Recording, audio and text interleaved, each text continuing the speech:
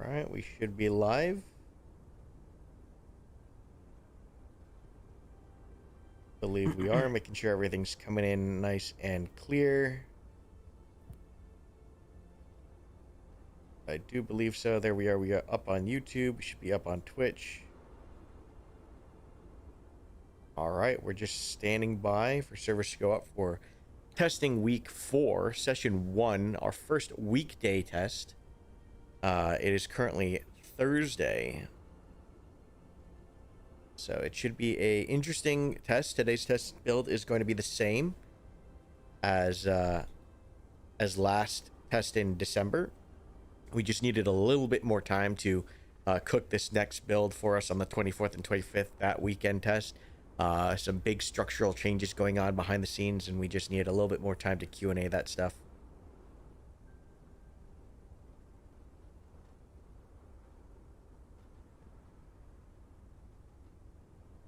But yeah, today's test is basically the main thing, just like I mentioned before, this is build 261, the same build as December.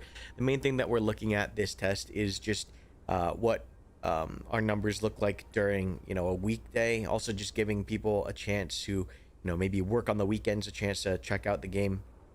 So adding in just a different testing time mainly for supporters, just because we know, not everyone has the same 9 to 5 US time zone schedule, and so sometimes it can be very hard for people to join those weekend tests if they're from Asia, or they work weekends, whatever the case may be. So we just thought it'd be a good opportunity, especially just waiting for that next week build, to give people a shot in those different time zones. That being said, some of the cool stuff we can kind of talk about that's coming in the next upcoming playtests, whether that's the 24th and 25th or the February playtests, is that we are going to be having a 5.7.1 engine upgrade. Should come with a decent amount of optimizations and improvements, just alongside with a ton of bug fixes from December that the team has been working on. Doing a little bit of an animation overhaul that's been going along pretty well. That's pretty much most of the medical animations are being replaced with newer updated ones. And then we are also looking at potentially testing some new network things internally this week. That's why we're taking the extra week here, which should allow us, hypothetically, theoretically, to go up to 80 player servers from 58. So that's kind of the goal. Is a lot of structural, a lot of major changes coming through in January. February is looking pretty good on the feature side, and there's a lot of other cool goodies I'm not going to get into right this moment, but just giving you guys an update on development, kind of touch on some of those things that we've been messing with. But I'm joined here today with Mooskal, our community manager. I am Karmakut, the creative director here. We're waiting here for service to go up momentarily. Yeah, let's go ahead and get these servers spun. Servers will be coming up now if you're watching. As far as the server that we're going to be spectating, that is yet to be determined. We're going to get all these servers up first.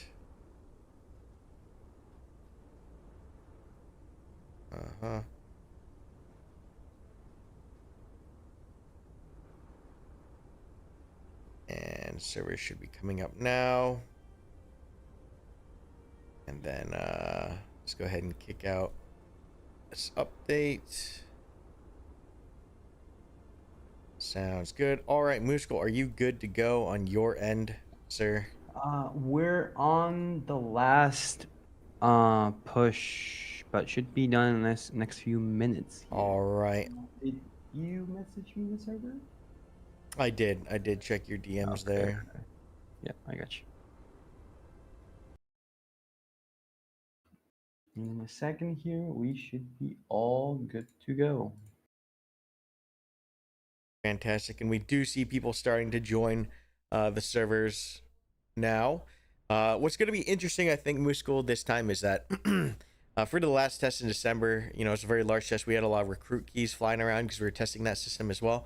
No recruit keys really going out this week. So it'll be interesting to see the quality of play. Also, of course, we did gain a substantial amount of new players over the break. Absolutely. Yeah. Big thanks to all of our content creators out there doing a lot of work, a lot of heavy lifting on that, and showcasing the project and whatnot.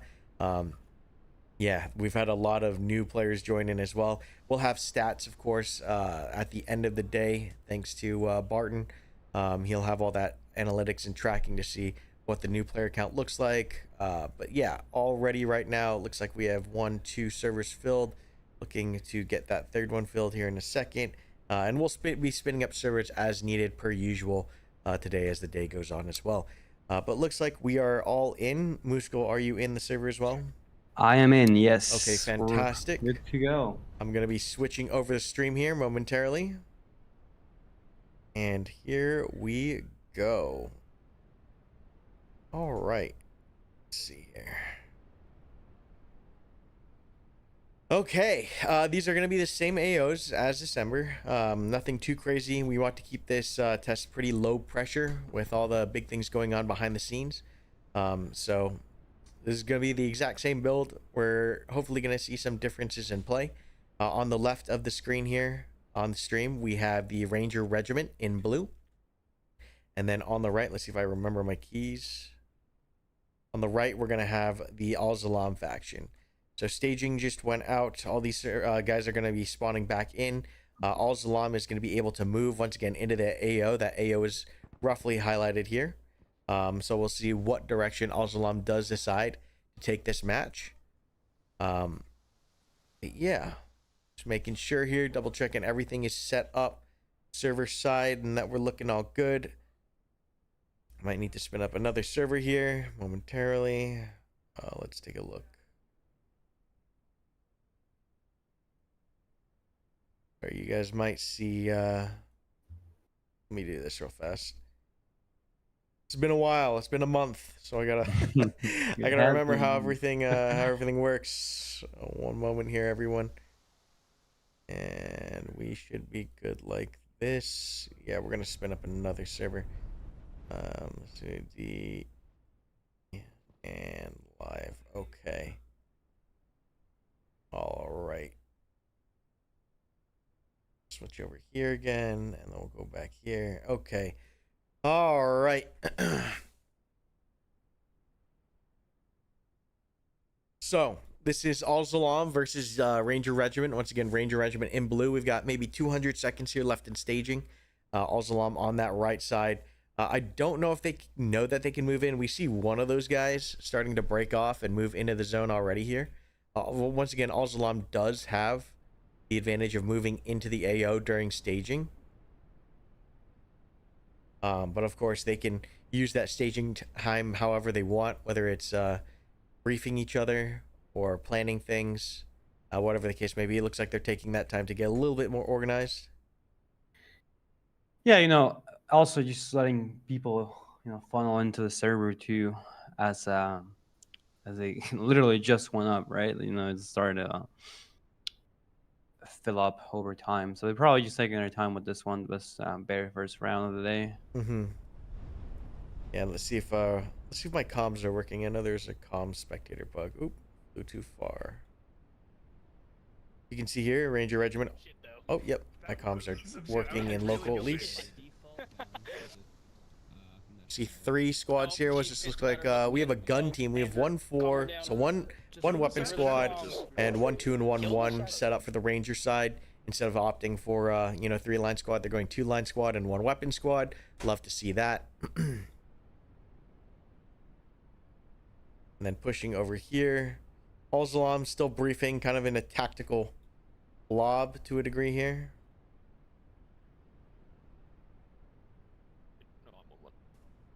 Does look like they are getting a little bit organized as well. While we're waiting for staging to end here, we'll answer some questions in chat here. Bag says, Scooter says, when is the game fully released? Fully released, we consider that 1.0. 1.0 still a ways out. We are aiming to hit early access sometime this year. But yeah, just like, a lot of the other tactical shooters that you know and love, this is a very ambitious project. We have a lot of things planned. We have to do vehicles. We have to do the other game modes. There's a lot of features and design and factions and weapons we want to add. So full release 1.0, that's years away. There's just so much work to do, and we're a small indie team. Yeah. That's kind of the release date. But yeah, early access we're targeting for sometime this year. Uh, and then what server are we watching? Unfortunately, we don't broadcast what server we're watching for reasons. Yeah, we don't want people playing to worry about the camera in the sky. Any ideas on the next faction? So our factions are going to have a ton of depth. What I mean by that is like even right now in between the Rangers and the Russians, you can see that different factions have access to different mechanics, different weaponry, and the weaponry is done with incredible detail, coming down to like the amount of fragmentation that's available in different munitions, right? And the frag spread and the PG7 round, how they do the shape charge jet blast, like all those things are very detailed, very specifically modeled, and that means that adding in new factions does take us a lot of time. We do anticipate staying on these 3 factions for a significant amount of time, just because also with progression as well, the sheer amount of art assets for customization and progression, these factions should feel um, quite substantial, I would say.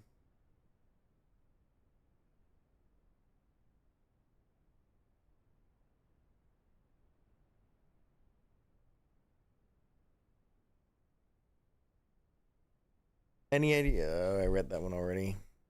Yeah, beta testing we are targeting, so closed beta should be happening in a couple of months here. That is the plan. Historic weapons for guerrillas. Yeah, that's definitely something that's really cool with having an insurgent faction, is the fact that we can kind of go back in time, bring in some World War II weapons. I guess, Musko, are there some interesting weapons that you'd like to see in the insurgent faction? Oh, that's a very good question. I think I would definitely like to see some sort of bolt actions. Some single shot, high damage, long range guns. Even if we just see the iron sight variants of those, just to get the feel that these are the local people, right? And maybe they don't always have access to like automatic weapons or Yeah. or magazine fed weapons, just whatever they can scrap pretty much. I would really like to see some bolties over time, at least one, in the Yeah, long there's a term. lot of cool stuff we could do, and there's so many different, um, you know, African nations that use weapons from like different manufacturers. The Israelis have a lot of weapons that go into Africa.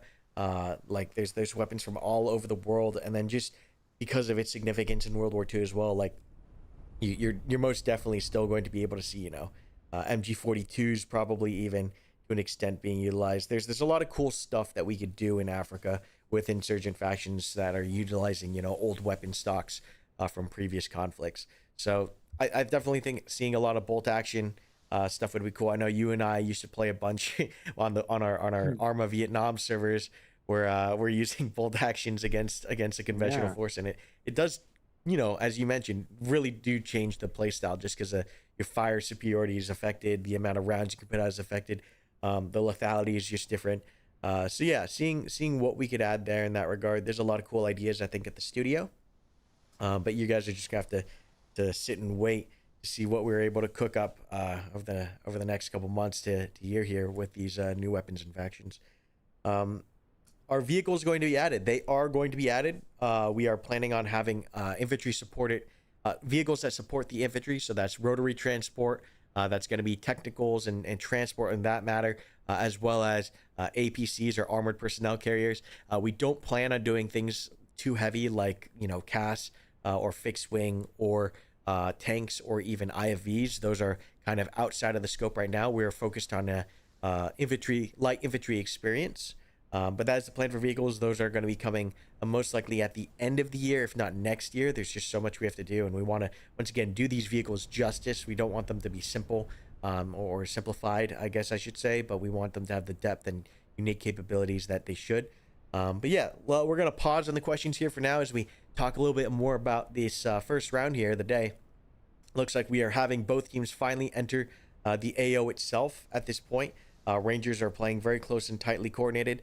We see this kind of same play from Al Zalam. They aren't spreading out too much. It looks like they have 2 forward elements on their left and right flank over here, as we can see, and then 1 squad in reserve ready to flex, I think, to either side. versus the Rangers looking for more of an online approach with one squad in the left, right, and center. So it's going to be interesting. We talk about formations a lot, Muskel, as far as how they affect the actual match. It's not like a LARPy kind of thing that we do. What's your kind of take? How do you see this first engagement developing with the current formations at play? Well, it does definitely seem like if both teams continue their current course, I do believe that we are going to be seeing some Ranger advantage here, just because of the way we're organized right now and the way we're set to actually engage the contact in front of us. I really do think that if they keep this going as much as they're able to here, we are going to start seeing some good engagements on the Ranger side, especially letting them walk into their cone of fire essentially, right, and making sure that they cannot leave there. That being said, also as we always mention, being such a mobile faction, able to like really go for those far flanks because of their speed. Really gonna be just interesting to see how they react if that does happen. Just out of formations alone, and out of movement alone, I think we do have a Ranger advantage here. But yeah, as I said, just very intrigued to see how it develops once they actually hit contact and what Alsalam is able to do. If they're able to exploit their speed, and Mm-hmm. see if they can come out victorious out of that. Yeah, it's super interesting. Just like you never really know how every match is gonna go. Like that's kind of the deal or the point of the AO system and the AO game mode. Like what faction you're playing against matters, right? Because it affects who steps off when and where the positions of the bases are. Adds a whole another level of unknown. And then also having the different formations that these guys can pick, the different squad setups that these guys can pick, right? So Rangers, for example, 2 line squads, 1 weapon squad today. They could have picked 3 line squads instead. And then also just the terrain, right? That speed comes into play as well, which is also a factor of the faction that they're playing. But the speed that they're moving is going to determine what terrain that first contact is going to occur on. And once again, terrain itself is going to create a completely dynamic new engagement every single time that these guys step up on the map. So yeah, it's you never know what you're going to get in every match of Bellum for the most part, and it's pretty fun and exciting in that way. Seeing players like really wrap their heads around that kind of game design and game mode design really lets them flex different skills, use their creativity, and actually affect the match in the way that they want to, rather than being railroaded into certain strategies, directions, or pieces of terrain. So it's going to be interesting to see how, here, like as we can see, certain teams slowing down, and when a team slows down, that means another team is going to creep up, generally speaking, and that just makes that terrain over that first engagement different every single time. Like right now, what it looks like is Alzalam is trying to navigate through this open terrain feature in the center here, and they're utilizing the sparse tree line to kind of get into the larger wooded tree line. What we do see, just because of player behavior to a degree, is that players do enjoy these forest fights. I think Musco, you and I really enjoy fighting over this area. It's just crazy, right? Having all that cover and concealment around you, but the rounds are still whipping by. You hear them snapping, hitting the trees. It's just a fun place to fight, and so we do see a lot of the engagements occur in the tree line. But we've also seen engagements, over the fields, over the school.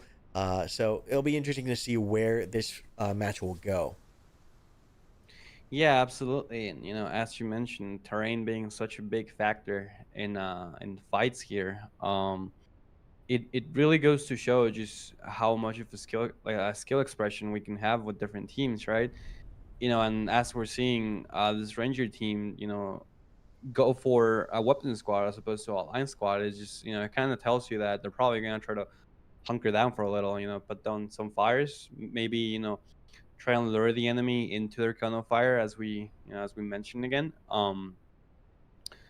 But the terrain being how it is and so unpredictable at some points, it really still requires everyone in the team to be essentially locked in, right? And then we gotta understand that even though there's concealment, it goes both ways essentially, right? And we are concealed, but so is the enemy force in this instance, right? So it definitely plays, I would say, more towards towards also Lamb's hand. Once again, just being as mobile as they are. But if the Ranger team sets up a nice SPF and a nice defensible position, and it is going to be very hard for the insurgent faction to actually punch a hole through that. And we see it time and time in different matches, right? Where whenever that gun line gets set, then it's very hard for it to go down, or it'll take like an immense amount of fire to actually go down, allowing the Yeah. rest of the team to pretty much run freely around the Yeah. area. For those that don't know, the weapon squad for the Rangers is equipped with a ton of firepower. It's what makes that faction asymmetrical. The weapon squad has three 240s that can be belt linked, pretty much meaning that they can be shot continuously so long as the belt is maintained. And they are also now equipped, in build 261. They have the Carl Gustav, and the Carl Gustav shoots a HE round that shoots the most amount of fragmentation in the game currently. So definitely a lot of firepower in that weapon squad. Of course, with those heavier weapons, there's some drawbacks as well. They aren't as good as moving around as a normal rifle squad. And we do finally see some movement here. It looks like both teams kind of paused, took a tactical pause, both very wary and scared of pushing in this larger tree line. But we're seeing Al Zalam now kind of test the waters a little bit. They're sending one squad in. They have two squads in reserve on the right side here of the screen. And Rangers playing it super, super, super careful, holding the majority of their forces across the road external. That being said, however, they're in a decent position. While they are not in the tree line itself and can engage at close range, they're utilizing this hill that has some elevation to observe in this direction. Yeah, absolutely. And it does seem like for a bit here, we are gonna have teams parallel to one another. Maybe not realizing it right off the bat, but it's gonna put the Ranger team in a very interesting position to see if they can cut them off and walk behind them and pretty much go for a squat wipe. I would even say. It all depends how which team reacts to one another first. And it does seem like we have a shot going out. Not sure if that's an ND. Not sure if that's recon by fire, but um yeah, as I was saying, I'm gonna have to see which team realizes, the situation first and is able to like react off of that. And as we say that, we have the rest of the insurgent team pretty much moving into the tree line right now. Yeah, it does look like that call went out that, hey, this area is clear.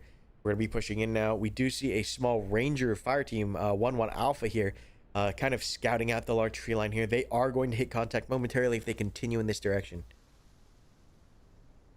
Yeah, and it does seem like they're right next to each other. So once again, going off of the fact that the tree line, it goes both ways, right? Like we are concealed, but so is the enemy. And it does allow the small ranger element here to really hide themselves from the larger enemy force.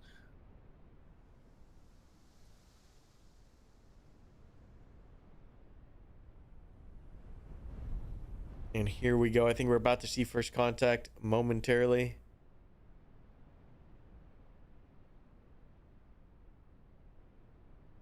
It does seem like they spot them.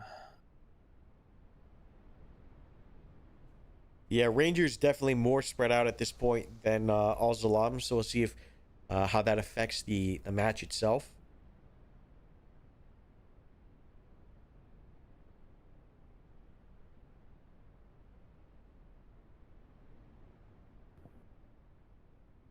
It does seem like they're just Oh, gonna walk right through them. That's super interesting. Or past them, I sorry. wonder if let's see if these guys spotted them. If we can see any kind of noticeable reaction. Doesn't look like it. Good security here, but we somehow just this foliage is very thick as well, and then the shadows as well do make it quite hard to navigate on the Yeah. ground. As we can see here, just the sheer level of foliage that exists. And being on defile, it just plays entirely to a ranger's advantage here. Mm-hmm.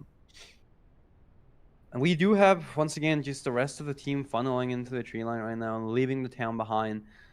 We see time and time here as the rest of the team moves. Whoever controls this tree line first, it's usually the ones that get the first big fight out of the way.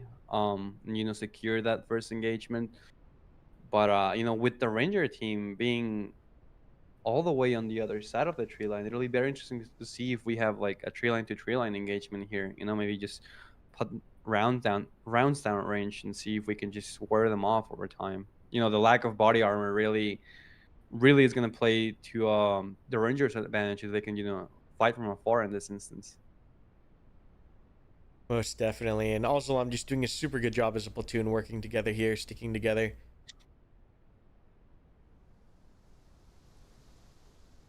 Really combing through this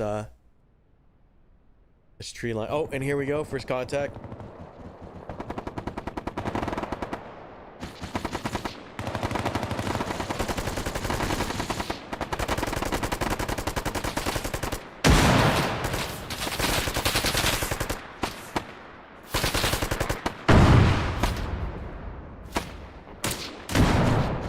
Looks like a very small skirmish. I think the Rangers kind of know that they're possibly overmatched. They're not making any aggressive plays here. And we're at that stage of the fight where both teams are kind of just feeling each other out, trying to get an idea of where enemy forces are at. We're starting to see supporting elements begin to collapse in.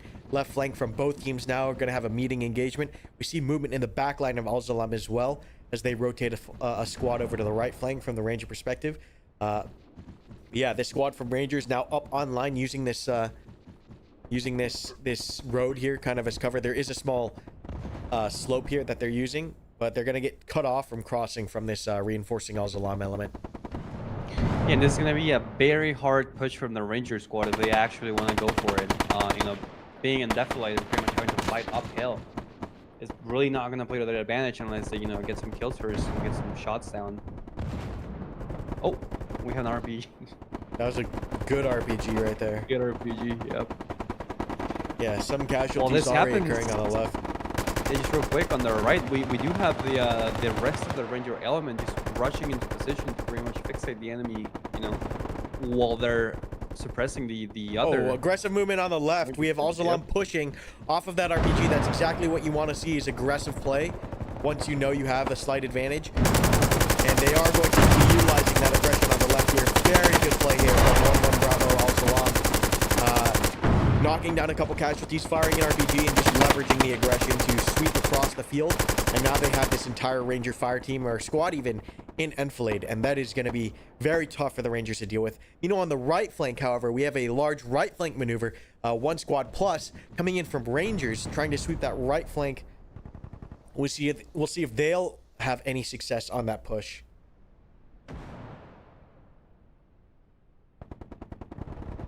We do believe there's a gun team here. Well, those 240s we talked about earlier. Yep, this is a gun team here. Gonna be able to output a significant amount of firepower. And now we see a good line push, right flank line push from Rangers, collapsing in on this Al-Zalam element. We'll see how they're able to fare against this.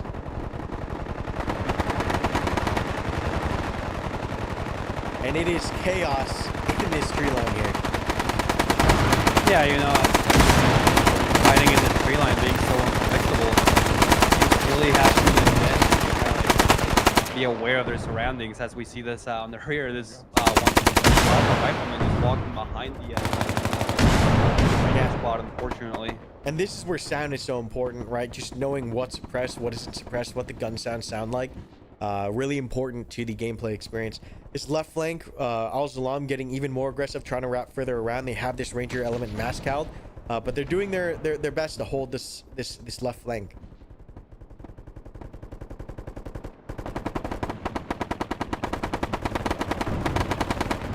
We still see a lot of skirmish inside the tree line, you know, having those machine gunners from both squads is trying to put as many rounds down range as they're able to, you know, get that fire superiority if we can. We do have a gun team, I just realized, on the far outskirts of the tree line here, just kind of sitting in place, seeing if they can spot anything, but it doesn't seem like it's playing to their advantage. Yeah, just a major meat grinder here in the center. Both teams, I think, pretty mass-cowed at this point. The Rangers still have enough bodies up to hold the line, and they are doing so, as you can see here. I see contact. But they're 64. numerically outnumbered as far as fighting bodies here in the tree line. Also, long as they can recognize this, they can kind of push and shove. Does look like there's some aggression on that right flank, enveloping that right. It's not looking good here for Rangers in the tree line. Yeah, significant amount of casualties on this left. Okay. And then I don't think this left squad is in any position as well to assist. I think they're being effectively pinned down. Oh, mostly wiped here. Just two guys up. Alzalan did break contact, and they are reconstituting behind.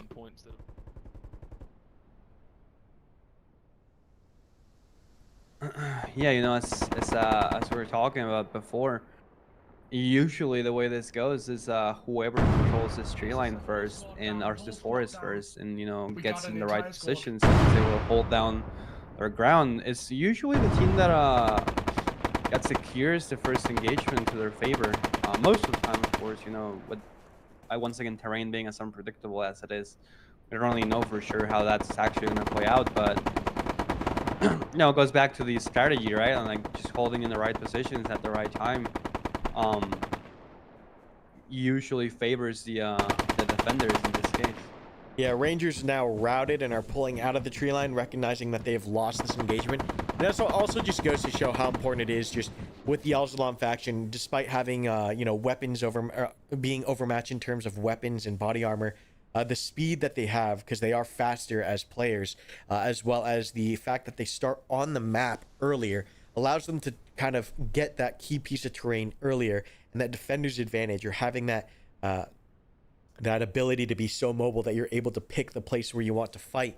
That is massive, right? We talk about it a ton here on the channel, that tactics are what actually make or break. Tactics and teamwork make and break the games in Bellum. It's not one team having optics or even the machine guns, right? The Rangers have 3 machine guns and a Carl Gustav, right? It's not even a weapons. Like, you have to know how to employ the advantages that your team has, whether it's in mobility, whether it's in armor, whether it's in weaponry, and know how to utilize it in combination with other teams and respect the terrain, and utilize that to the maximum effect in order to win these fights. It's never like, oh, the 240 guy came through here and was able to shoot like 1,000 people. It's always because a team has utilized their strengths and their teamwork to the maximal effect, which usually leads to these engagements concluding. And as we can see here, Alzalam understanding their advantage, taking the key piece of terrain that is that center tree line, and utilizing speed, especially on that left flank, to completely knock out an entire squad on the initial engagement. Absolutely, and as you say, just Rangers unfortunately are routed from the tree line, just trying to pick up as many people as they can on their way out. But you know, the opposing team in this instance is completely outnumbering them and outfiring them in some instances here.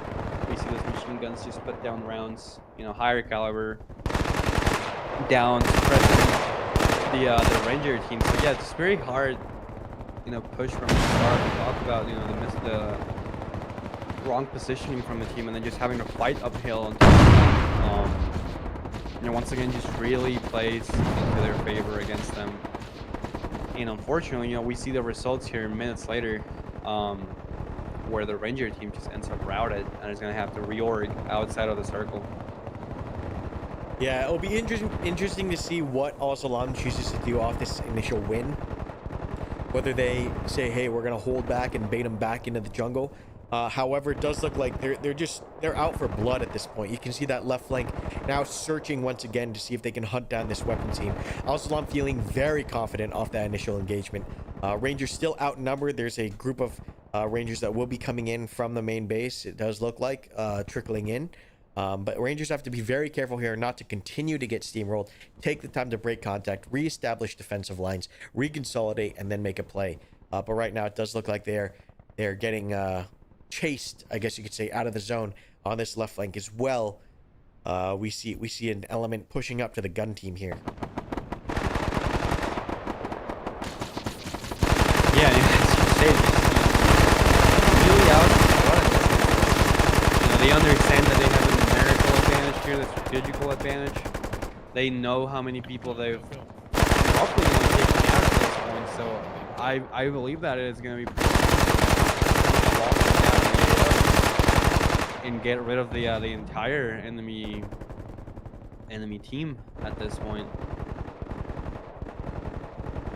Yeah, we start seeing that weapon squad on the left just completely run down by the opposing team. Unfortunately, there's not much they can do about it. You know. Oh, Once you know, again, just I've been being complete. Sorry, real fast. I've been completely, yeah, it's not completely. It's not Al-Salam. You're right. It is Seder. Seder. It is Seder.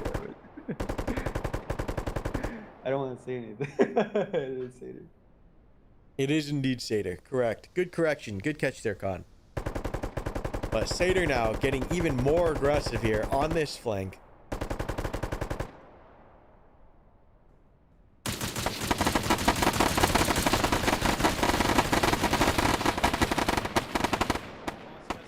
Yeah, and then again, just playing to their aggression at this point, you know. Yeah, Not they much the Ranger team can do. just smashing through, honestly. Just excellent squad play, excellent platoon coordination from Seder here. Aggression where it's needed. Finish me. That I'm guy still was alive. still Kill me, alive, dude. man.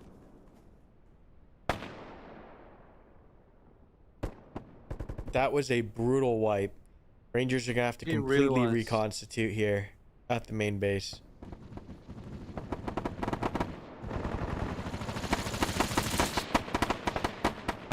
Yeah, and we start seeing that last remainder of Yep, the yep, Ranger they're all team just around here. completely wide, unfortunately, from the AO. And as Nade you out. said, they're gonna have to reorg back at their main They're down on and the see if road. we I can see go like for a 4 or 5 different of them. approach. Just stay prone.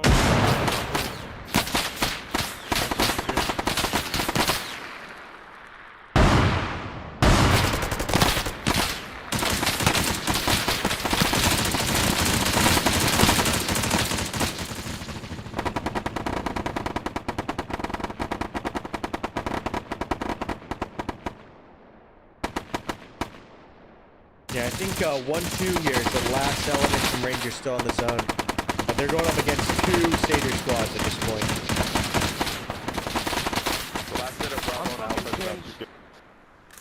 Yeah, this Fuck, is I'm definitely the time to just, you know, take a step back and reconsolidate as many people as we're able to.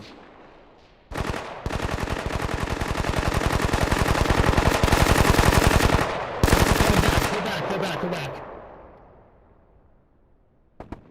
Yeah, it's just this gun team here. The entire Seder platoon is in the AO here. Pushing in, continuing to be aggressive. Rangers are just in disarray.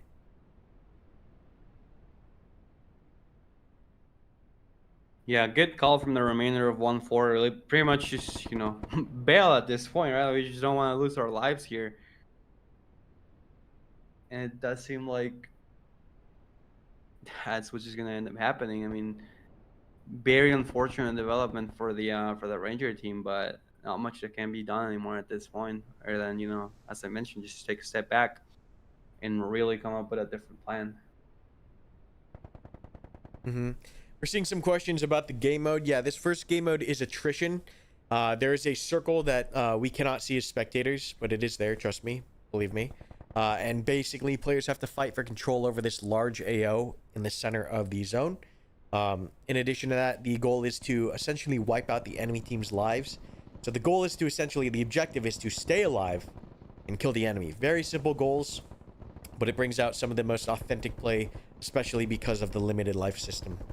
There are more objective or you know, more directed game modes, I should say, coming in the future. But attrition is the first, just because it really allows players to focus on all the depth available in the game without being distracted by an objective too much. Players can focus on team tactics, they can focus on learning the different mechanics, and we'll continue to add in more intricate and I guess you could say even complex game modes as time continues. But it looks like we are now fighting over open fields here. Once again, as we mentioned at the start, never really know what you're going to get out of a Bellum match. And now the game is shifted over here into these open plains. It's going to be interesting to see if one team's able to occur enough casualties at range in order to affect anything, or if we are going to have to see some movement to close with and destroy either element here. These weapon squads and 240 should be doing a decent amount of work keeping Seder at bay at this time, just because you know, 240's open field elevation, that's exactly what we're looking for, and it does look like it's going to be very hard for Seder to continue chasing at this point. Yeah, and this is actually gonna be a pretty interesting fight. I could be wrong, but I don't think we've seen this portion of the AO be fought over before. It's a very interesting terrain layout.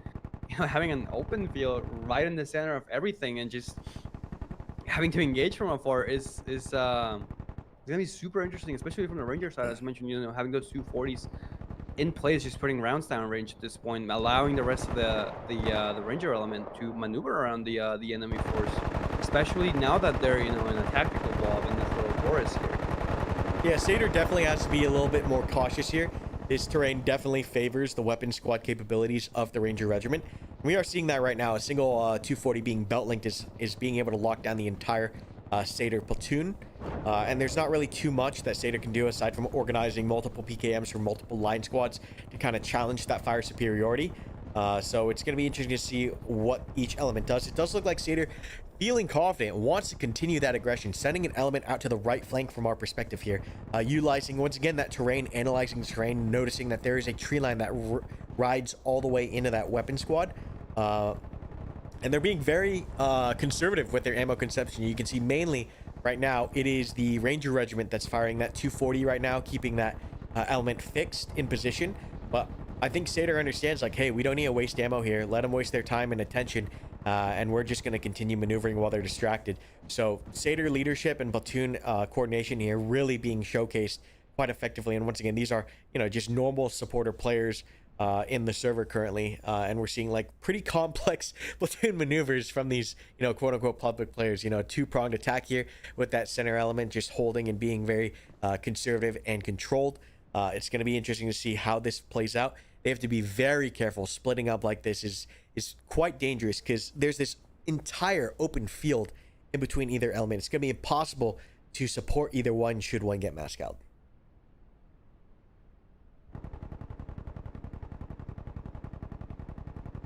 And Ranger reinforcements now arriving on that left flank as well.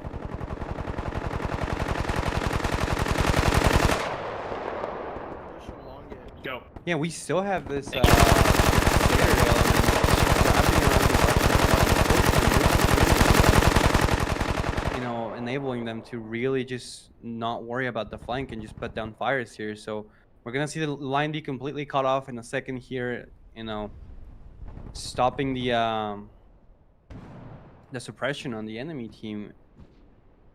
So very interesting to see how that's gonna play out from the Satyr perspective. They're gonna keep the aggression up, or if they're gonna try to lock down the enemy in place now that there's no suppression element, just keeping them pinned.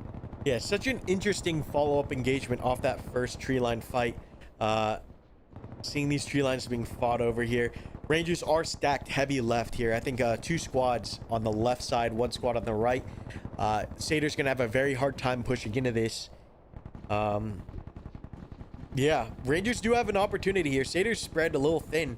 If they shove full left on this Ranger flank, they could swing this engagement. Also, right flank spotted by Rangers as well. So Rangers have to realize that there's an opportunity here and try to capitalize on it. They're in a decent spot for it.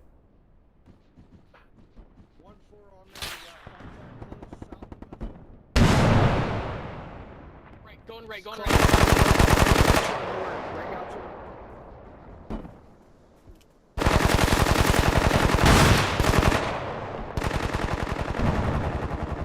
Yeah, we see that gun line, lose attention to pretty much worry about the enemy creeping up on them.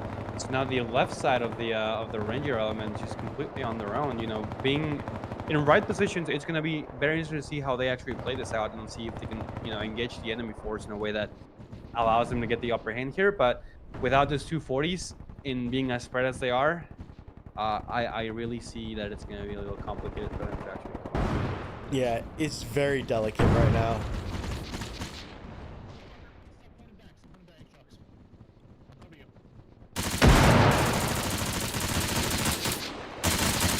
We do have a lot of fire on that 1-2 Satyr element. Just putting as much down as they're able to, making sure they have fire superiority in order to, advance or Ranger, at least hold their ground. Ranger shifting 1-1 across the open. Satyr also doing the same. It looks like we're both teams are calling over supporting elements onto this right flank. to kind of reinforce the lines. Super interesting fight here. Basically fighting over 2 wood lines simultaneously. Yeah, very interesting. Very, very interesting. Yeah, absolutely. We do have one gun team remaining on that right flank, so gonna be interesting to see how much they can hold down that whole position with that single 240.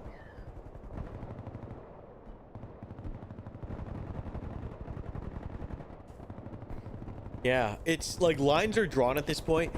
These linear tree lines are very thin, meaning that like you cannot get any flanks on the left or right of either of them, just with open fields. This left tree line does have like some possibilities with this cover and concealment on the left, but the right is completely open, surrounded by 2 open danger areas.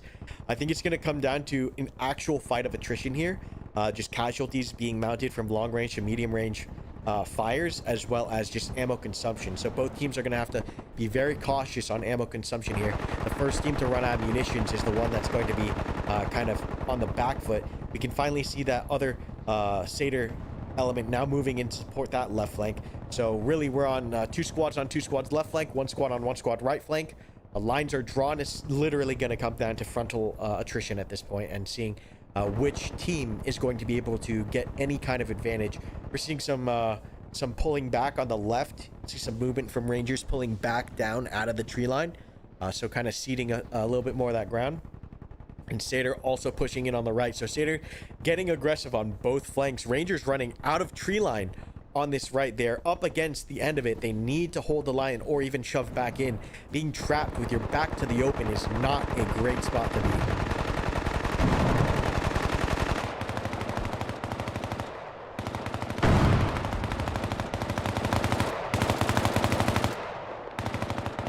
I always, whenever I see this kind of situation on this right, I always think about that scene from Sparta, right? Or 300, where they're was it 300 or the second the sequel, where they're pushing them off the cliff, you know what I mean? Pushing the Persians off the cliff. But it's definitely tricky on that right flank. Rangers up against it. Yeah, absolutely. And you know, it's very funny that you mentioned that. I've actually never watched the movie, but I know the scene that you're talking about. It's pretty similar, right?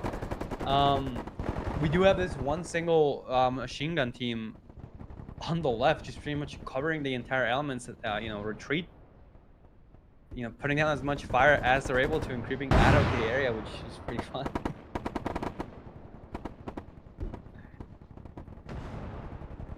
Yeah. Satyr really closing in, continuing aggression on this flank.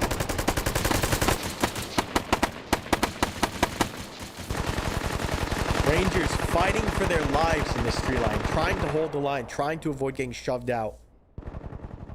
And aggression on the left here. We're finally starting to see both teams kind of utilize, once again, this cover and concealment on the left to try to see if they can pull any kind of flank off. But ammo consumption in Bellum is also a skill issue. It is very important that you are understanding how much ammunition you're utilizing the proper fire rates, not expending things needlessly, because yeah, some of these engagements, like this firefight right here, this engagement on either side, these take time. This has been like what, like a 10-minute at least engagement on this front.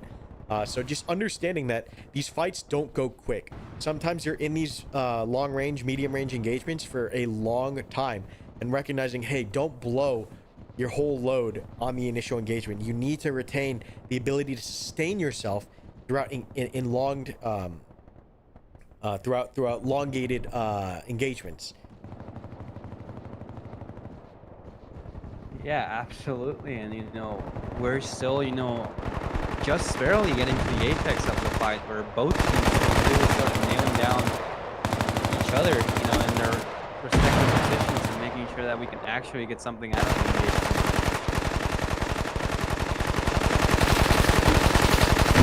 Rangers looking like they're holding the line. Looks like they're pushing that Satyr element back. Satyr element on the right, pretty mass-cowed, won't be able to continue any aggressive play.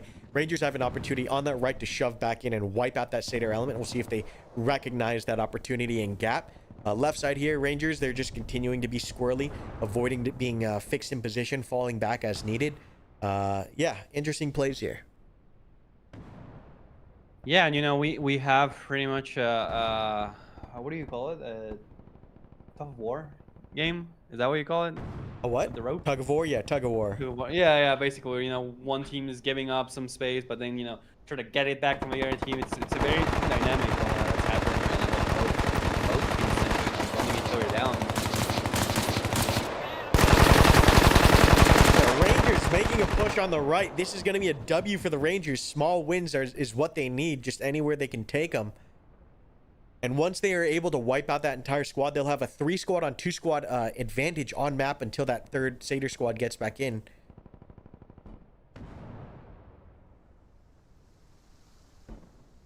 But Yeah, and them being so close to the border, it's really gonna be a minute until they can get that squad back in the fight for the Seder side. So it's very gonna be interesting to see if the Ranger team can really pretty much exploit that knowledge and as you mentioned, just nail them down in a 2-3 engagement here. as I say that, the left flank, however, crumbling to a degree. Seder surging forward, taking over that ground near that building where Rangers were holding for quite some time. Rangers now on the back foot. I do believe that part of that is in fact due to ammo expenditure. Rangers running out of ammunition, maybe going a little bit too heavy on the trigger on that left. And yeah, we can even see here how ammo consumption matters, right? Every bullet that you fire, you want to make sure that that bullet is being utilized meaningfully. If you run out of ammunition, you can get caught in really awkward positions here. And it sounds like, just from the sheer sound of it, right, Rangers are really holding back. Must be on their last couple of mags here, while Seder's continuing forward movement. They still have some grenade launchers in reserve. It's going to be interesting to see how they close out that fight on the left. On the right, Rangers look like they're mopping this up.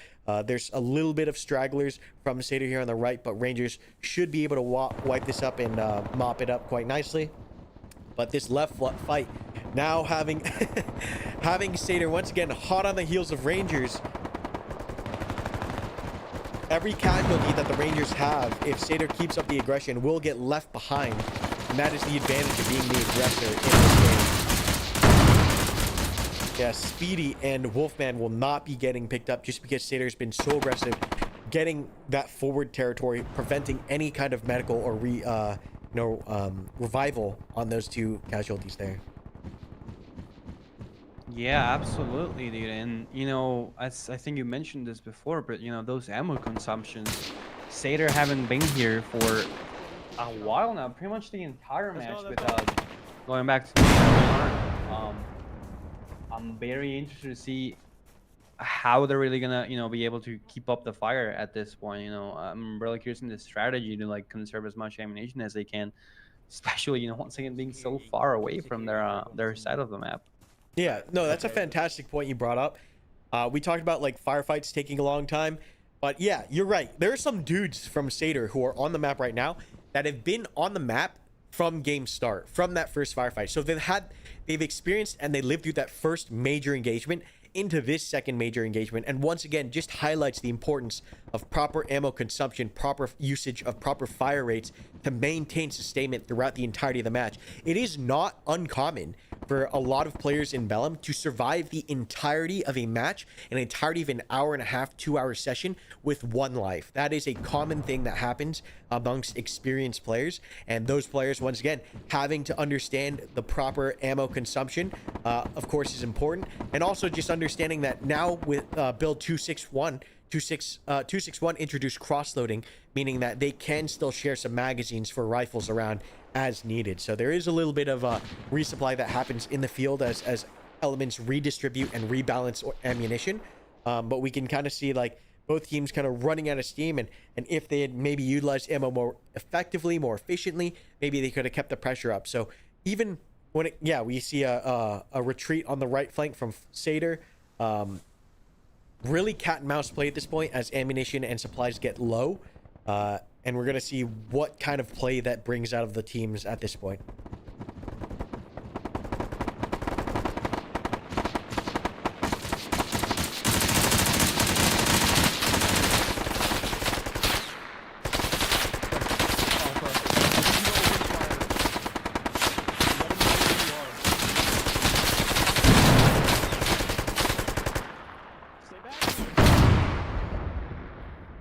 In as you mentioned that, very, very good point to mention, you know, the existence of turf loading in Bellum, right? You know, if at the start, you know, you mentioned how the teams, you know, take another second to really organize themselves, we could be seeing, you know, some of these elements, you know, overpacking some of the ammo, especially for the machine gunners, to really allow them to stay in the fight for longer. Something you know, we don't see in Fuck over here.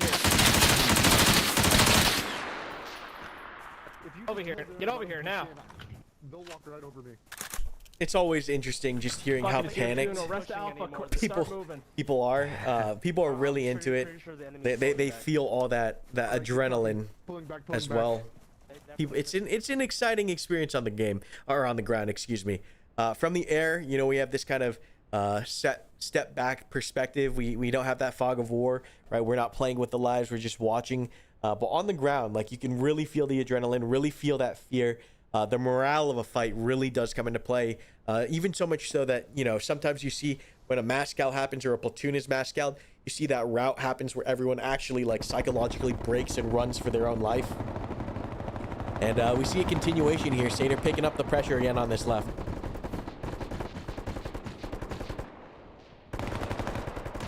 Yeah, not seeing as many Rangers anymore.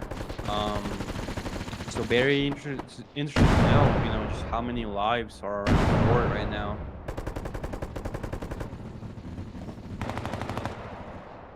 Gonna lower my volume here a little bit for you guys again.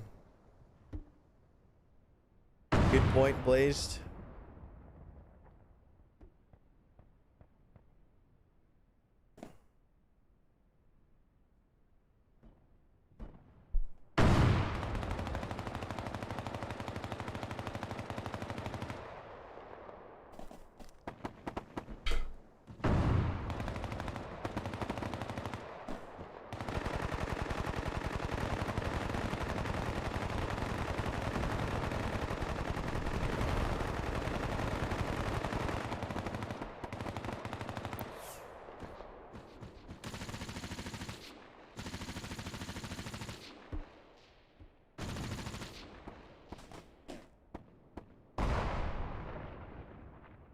We do see the tempo go down from the Satyr side.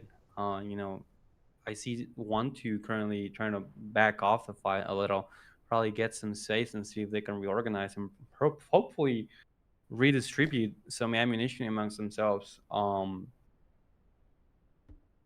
Leaving 1-1 on the rear, just covering their retreat. However, as I say that, there is this one singular Ranger element in the center tree line in the open field, pretty much holding their ground and seeing if they can cut anything off. So we might have reached a point of, you know, the attrition fight where we're probably low on ammunition and we have to pretty much take a step back and really allow ourselves to breathe. You know, Satyr having fought so much over the course of the last hour, essentially, really is really starting to show in the current engagement.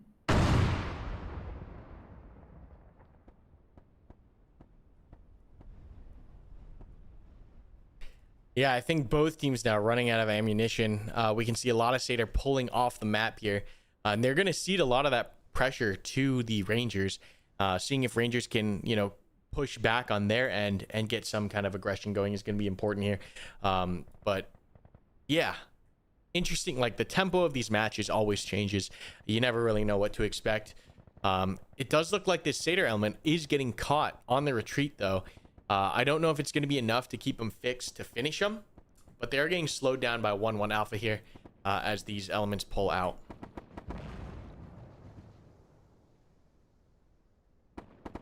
Yeah, so we might be seeing Rangers come up with the upper hand here in the next few minutes, but still very interested to see what's going to happen in the next big fight, because at this point in the match, we probably have one big engagement left until one team gets completely routed out of the AO, just out of, you know, how much we've seen so far.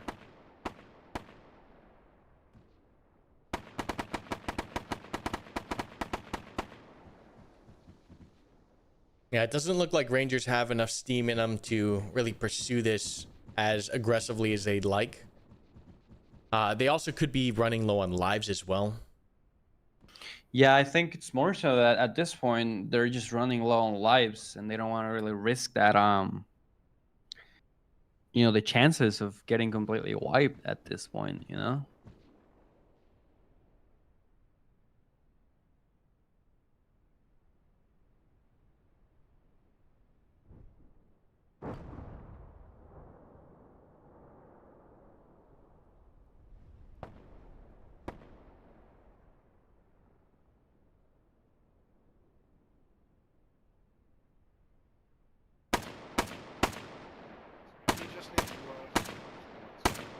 That fog of war, some friendly fire happening at this point. Rangers playing it super controlled.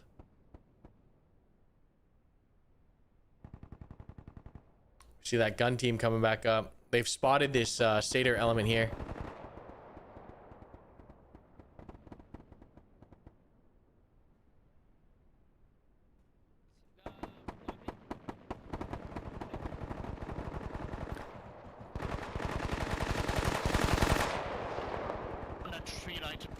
Keep shooting.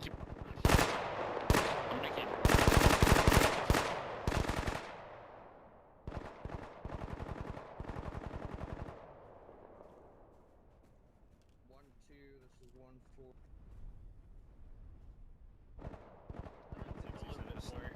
Okay. If I will. What did you just say? Blue 4 marks? Satyr reconsolidating the entirety of the platoon.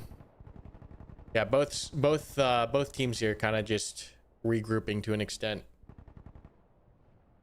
Yeah, at this point in time, having fought for so long, Satyr really needs to take a step back and take a break, and then just make sure that they collect all of their guys and come back into position for the last fight. I would say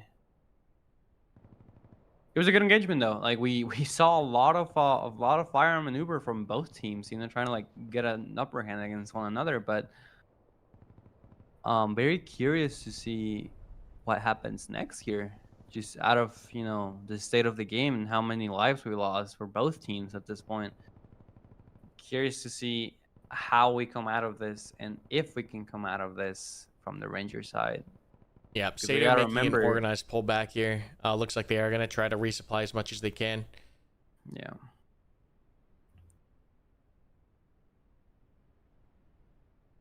Yeah, as we hit this lull here, we'll answer some questions. Yeah, so let's see here. How does ammo resupply work as a whole? So currently the system is primarily based on your initial ammo load and then cross-loading or sharing ammunition. So you are able to give other players mags that you're able to shoot. So 5.56 mags to 5.56 mags or AK mags to AK mags. This system will be expanded in the future to allow for anyone to carry anything and share it with anyone else. That'll help you load balance, and after every firefight. In addition to that, there will be a unique resupply system that it won't be like you're getting infinite ammo. We always want ammo to be a strategic or a point of skill expression, just so that you aren't given this unlimited amount and you can fire things willy-nilly. Ammunition will always be limited and you'll always have to think about how you're expending it.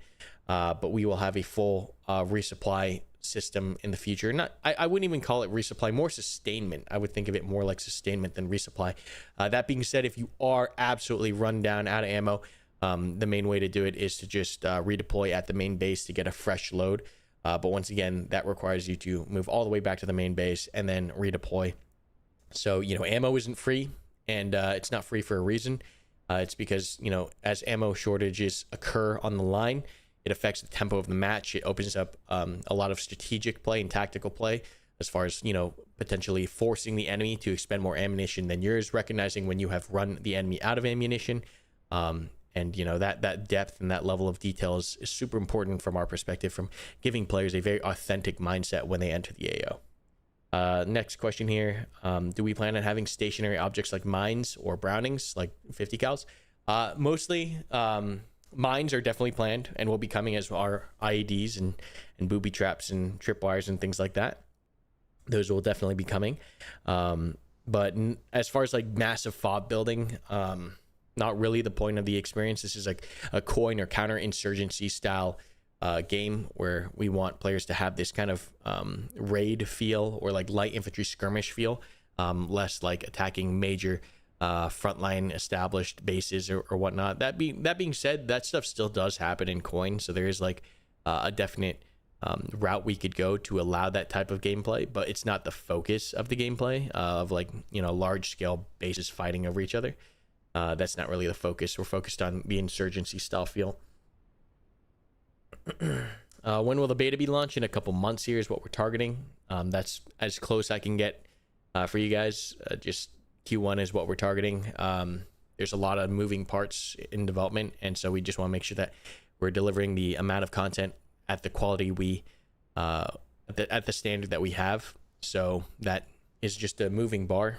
It's just an indie team as well. A lot of things moving with you know, a very small team. We do already have some limited controller support. Head tracking we have not worked on yet. And when a player dies or they runs out of lives, they have to spectate. There's helmet cams attached to each player that they can then watch.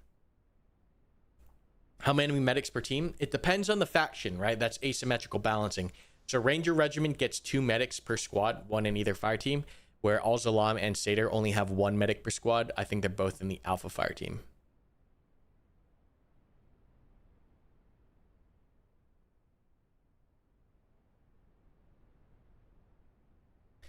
So it does look like we've got a decent reset here. It's looking very similar to the start. And we're going to see if Rangers can kind of rewind the clock here. Replay that first engagement and do it a bit more effectively.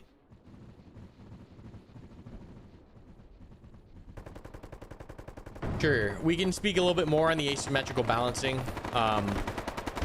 So Ranger Regiment is a very flexible, very versatile, well-equipped fighting force, right? They have 2 machine guns per squad in the form of the saws. They have 2 grenade launchers, 2 medics. That's a well-balanced, versatile line element. But they have a weapon squad, and the weapon squad has 3 240s and a Carl Gustav. And then as far as the other factions, Al-Zalam starts on the map first. They do not have body armor, where Seder and Ranger Regiment does, so they go down quicker. They also have only 1 machine gun per squad. They have only one medic per squad. They're just less equipped. They have 1 more life, however, versus 3 lives of the conventional factions. They have 4. So all the factions are tuned differently. They're not copy pasted, you know, just different weaponry. How they play is affected both in their speed, the weapons that they have, the setup of their squads, the different types of squads available to them, the amount of lives. Oh god, this PKM is just shredding these guys. Yeah, there's a lot that goes into what makes every faction unique and play differently. And then like Seder, while they are very similar to the Rangers, they don't have as many machine guns, but they do have a lot of explosives, whether that be the thermobaric RPGs or the GM94 grenade launcher, semi-automatic grenade launcher, which is really gnarly. Yeah, the Seder elements focus more on explosives than the sustained machine gun fire and flexibility of the Ranger Regiment. The Seder plays pretty much like identify something and crush it fast. Rangers are pretty much well balanced and sustained and versatile. And then Al-Zalam is speed and numbers. That's kind of how the 3 current factions play. Yeah, we'll be adding vehicles, rotary, transport, technicals, APCs. No IFVs or tanks, pretty much is the easiest way to say. yeah, you have to adapt. You cannot play Rangers like you would play Al Zalam. You cannot play Al Zalam like you would play Rangers. Yeah, every faction has their own strengths and weaknesses that you have to pay attention to. It's like, yeah, if you try to go head to head with a Ranger squad at medium range, or a Ranger platoon at medium range as like Al Zalam, they will shred you, right? No body armor as Al Zalam, and then they have 3 240s and a Carl Gustav, and then all their dudes are wearing body armor. Yeah, you have to utilize tactics effectively that are tuned to each faction. You know, between the conventional factions, you can kind of get a little bit more even as far as the tactics go, or mirrored, I guess you could say. But even then, like, the players that realize, okay, as Rangers, we don't want to let Satyr too close to us to where they can slam GLs and RPGs into us, and just maintain spacing and spread out and sustained and use the 240s to their advantage. Like, the teams that understand how to utilize those small nuanced differences the best are going to be able to eke out advantages. Oh, zoom back in. I thought these guys were dead. Oh no, Chief is still alive. That's crazy. Oh, and there goes the timer. There goes the timer. So 1 hour and 15 minutes ish for this first match here. I do believe Rangers lost this one. I think Satyr took the win. Find out here momentarily, but I'm pretty sure that's how that went down, just based off of the 2 engagements. Satyr did a really good job staying alive, being a platoon and working as a platoon, knowing when to fall back. But this run definitely showcased the importance of ammo consumption and sustainment.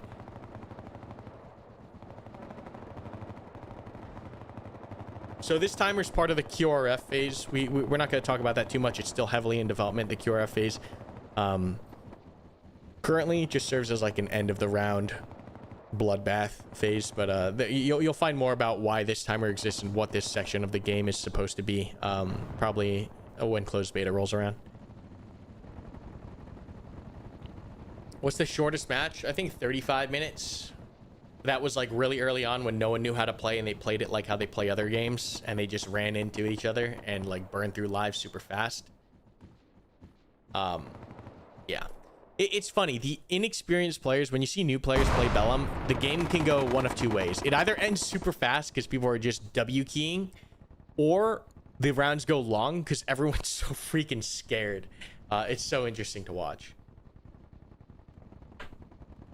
That's the goal, chicken. Yep, we're looking at moving up to 80 player servers next month here. That's the goal, and then we'll continue pushing that number.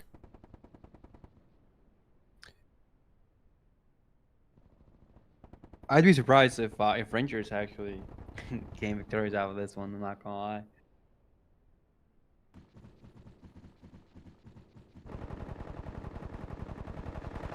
Oh, and yeah, there we go. Satyr has it.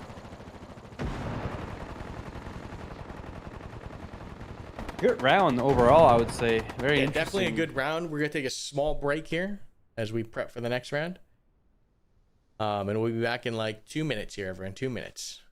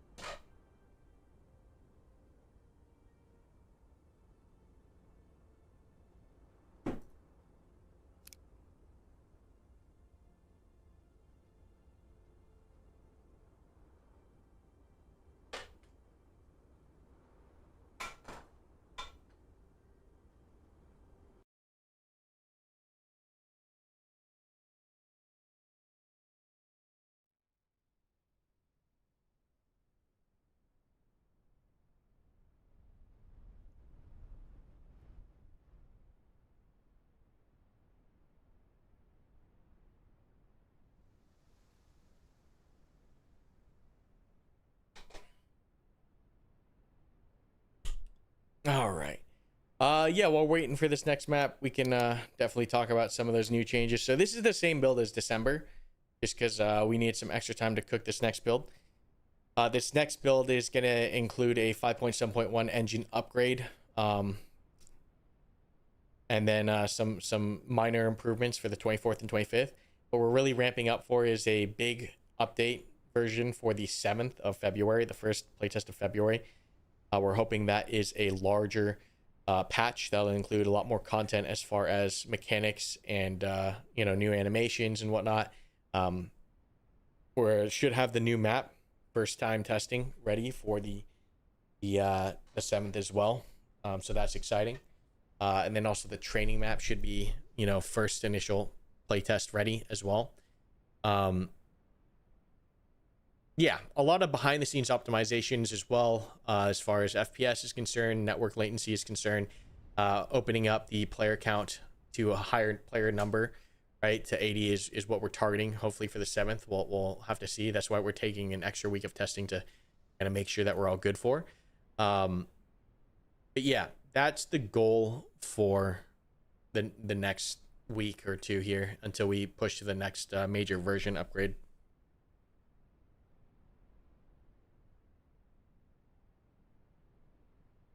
VR support, not currently on our radar remotely, unfortunately.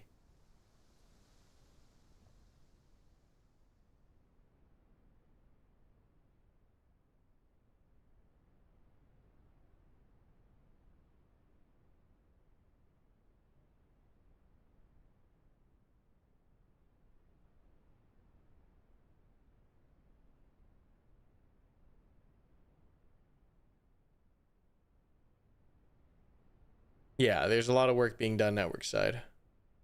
Servers are currently in Chicago, I believe.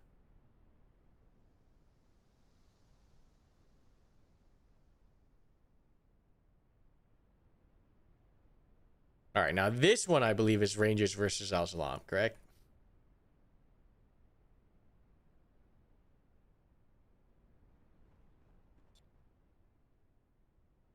Or is it Seder versus Al Salam? Might be Seder versus Alzalam.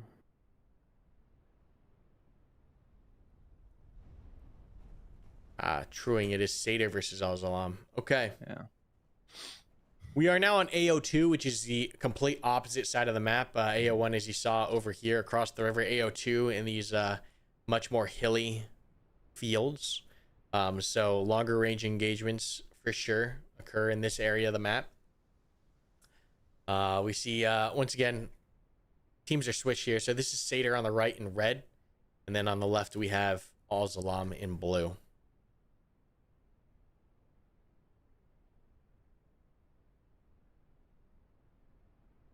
They're just getting launched into the game, Kobe. There's like a 5-minute time at the beginning. You see the staging. That's generally the amount of time that people have to like plan and come up with a general idea of what to do.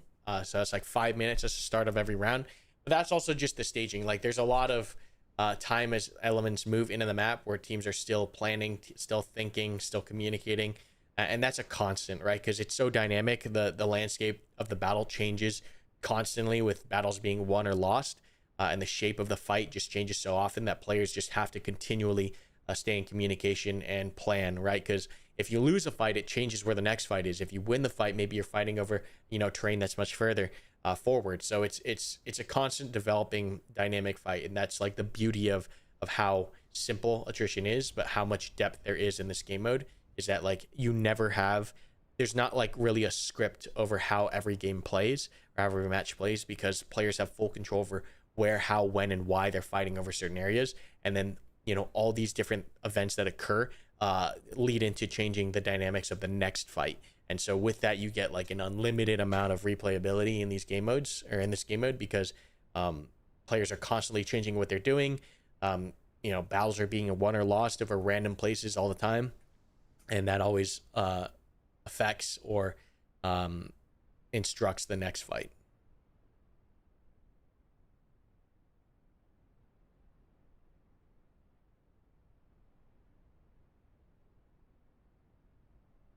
Yeah, community service will be coming with time as well. All 3 factions in one match has been something that has been like discussed. The only issue there would be like what player count numbers would look like.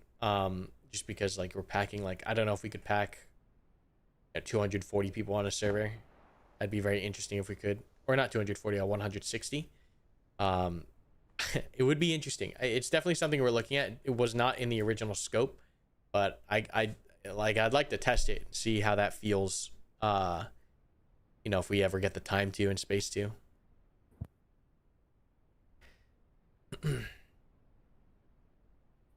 Would be interesting, right? Like a. It would be I forget very what that, interesting. that Wasteland. game mode is. Wasteland, yes. Mhm. Very interesting.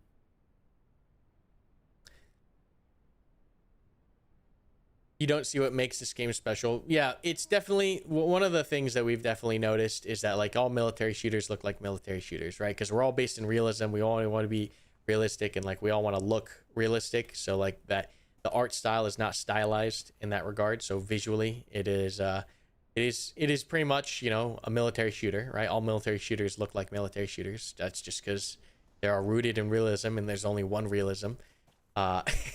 But the feel is where this game sets itself apart, and that is very hard to communicate. That the feel, the tactics, the immersion are all very hard to kind of communicate through a passive viewer experience.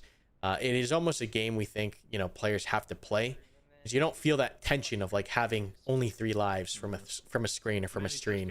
You don't really get that understanding of like the adrenaline that occurs as a result of that. It's very hard to communicate in that regard, but it leads to the most authentic kind of thinking that players can have in a tactical shooter experience with the limited life system. And then just because of the game mode design, because of all the other medical designs and whatnot, it just leads to teams really forcing the communication and teamwork.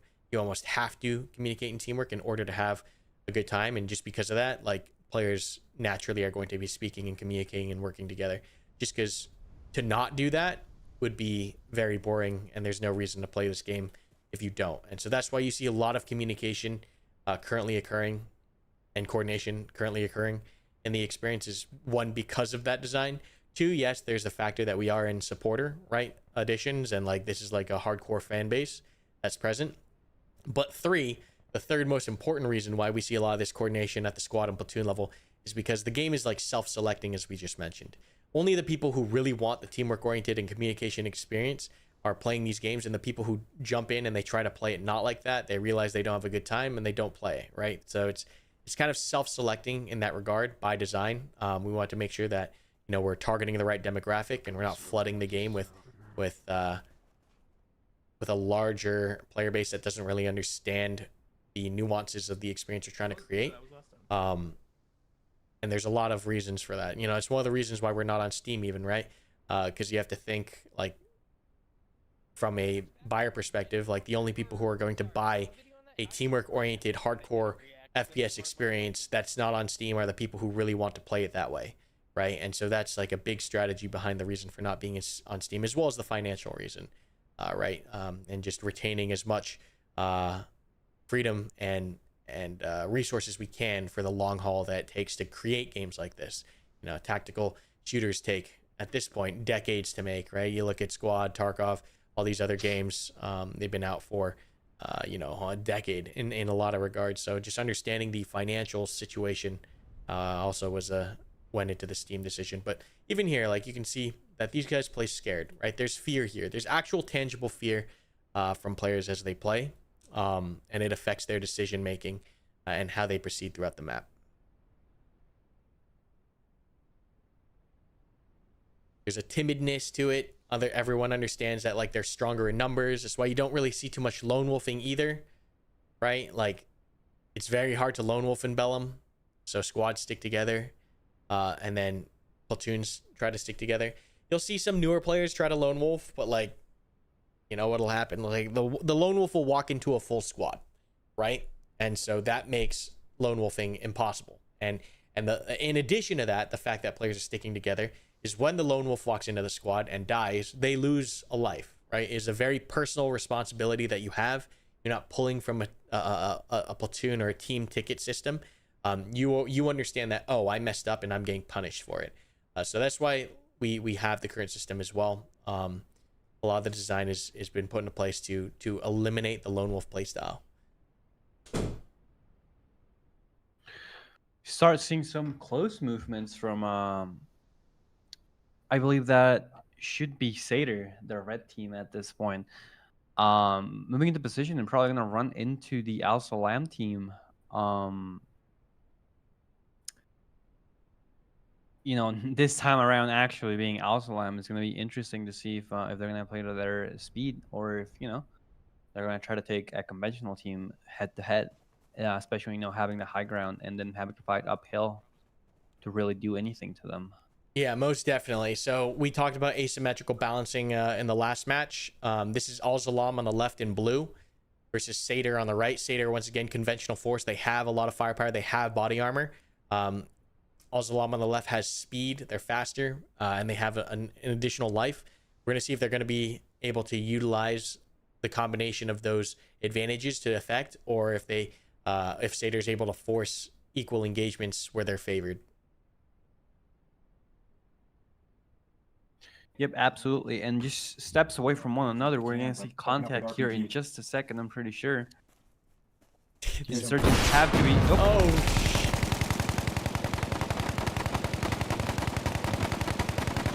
So definitely a moment where you want to hit and run as Al Salam here. We'll see if they do one mag and run. Some with the rest of the shots for team sure. getting into position, I think they're going to try to go for an incredibly aggressive play here. Yeah, it does look like we're going to try to get aggressive.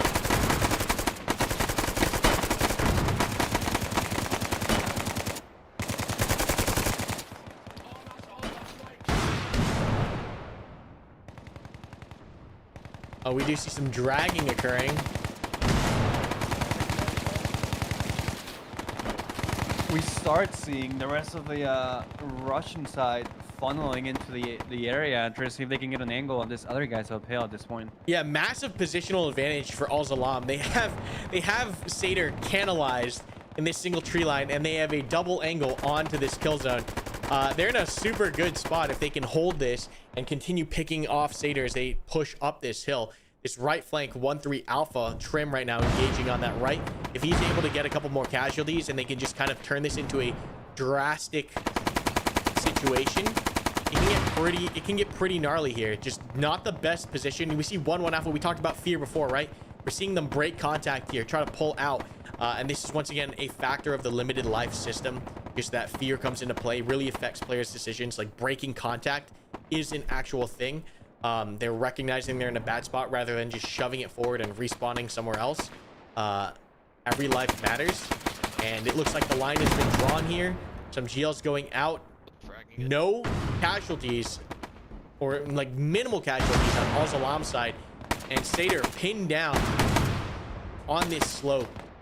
Very interesting start to this match. We still have another Al Salam element moving in now to assist. I don't know what they're going to be able to do from here. I imagine they're going to take up position and just try to lay fire, and we'll have like a perfect L-shaped kill box here on 1-2 Satyr right here, trapped in the kill box itself. So Al Salam just needs to hustle up on that side, and there's a good chance that this could have dynamically turned into an L-shaped fight here, and that is exactly what Al Salam wants. Let's see if Satyr has a third squad in the win. No, looks like the whole Satyr, but oh, I'm just kidding. They're making a counterattack on the left flank here. So super good play, trying to relieve pressure from the elements in contact. We have that right fold coming in now. Hopefully going to get eyes on 1-2, but it's going to come down to if this Satyr element can make this last crossing without being spotted. But things are looking very good for Al Salam. We talked about like these engagements. Once again, it's not like these other games where like you shoot someone and the engagement's over. This is going to turn into a massive battle. This small engagement is going to accelerate into something that will take multiple minutes, tens of minutes, you know, maybe even an hour for these teams to resolve. And that's like the beauty of the objective system, right? Or of the attrition system, is that while there is no, you know, single objective, this fight is now the objective. Right? How we win this fight, that is the objective now. It's not determined by the game, it's determined by the players and the actions that occur on the map. And now players are working their brains with this dynamic problem, figuring out how to finish this fight. And it looks like 1-2 now in position on that right, exactly where they want to be. This element is going to be completely trapped and pinned for the duration here. It's going to come down to if this Satyr element can wrap around and relieve pressure. However, if Satyr recognizes that, hey, it's pretty light here, a full frontal shove here could end this for Satyr as well. Yeah, absolutely. And then we still have this far flank from Satyr, just, you know, taking their time. We probably have a feint retreat coming up from the rest of the team. You're trying to like lure them out of their positions so the flanking element can really run behind them uncontested. And with the rest of the Al-Salam team, you know, spread apart on a completely different tree line, and having them run behind them and pretty much take out that enemy position is really gonna, I would like to guess that it's gonna turn the entire tide of the battle around to Satyr's favor at this point.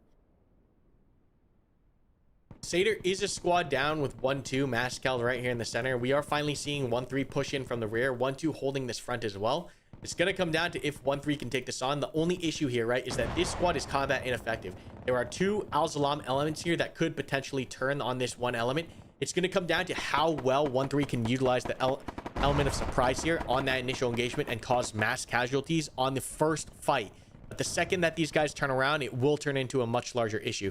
This is a very interesting engagement and setup here for this round.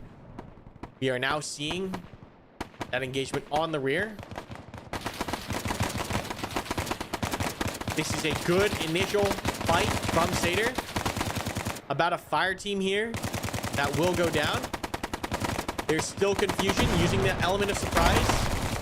Snowy now sees it to the rear. We should start seeing elements reorient now to the north.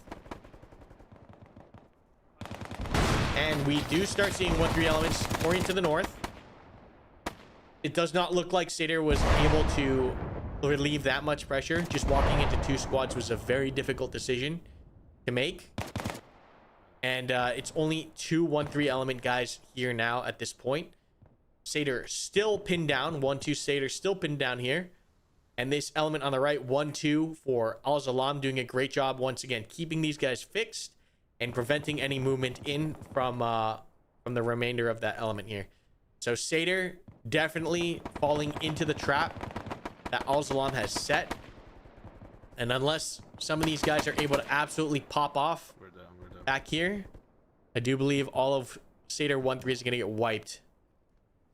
But there's a significant amount of Al-Salam casualties here as well. Yeah, it does look like the only thing that element was able to do was to relieve some pressure off of 1-2 to make sure that they can, you know, grab as many as they can and get out of there. But even then, that's probably not going to be enough in the long run here, you know, going back to just how long fights usually last in the game, right? We can be seeing the start of a very long range engagement just because of the positions that were all set in at this point. Yeah, I'm taking shots as well. Yeah, it's going to look like this is going to drag out, but Al-Salam definitely in the lead here with about a squad plus wipe advantage, numerical advantage. They should even be able to get their casualties back up here. They might lose a couple from bleed out. But good coverage on the rear, good adjusting to the situation. And now we're going to see if Al-Salam is able to leverage this into a frontal push, or if they're going to maintain engagement at range. If they do decide to maintain engagement at range, it is going to require not just their team, but the other team as well, maintaining ammo counts. Al-Salam also does have less ammunition than the conventional forces. So every bullet, you know, matters doubly when you're playing as Al-Salam. So this kind of fire here, you know, these guys might be regretting this kind of fire in the future. So just understanding, once again, learning the real world kind of tactics of like how much to shoot, where to shoot, how to be most effective with your fire. All those tiny micro skills and depth matter in Bellum. It really does matter in Bellum.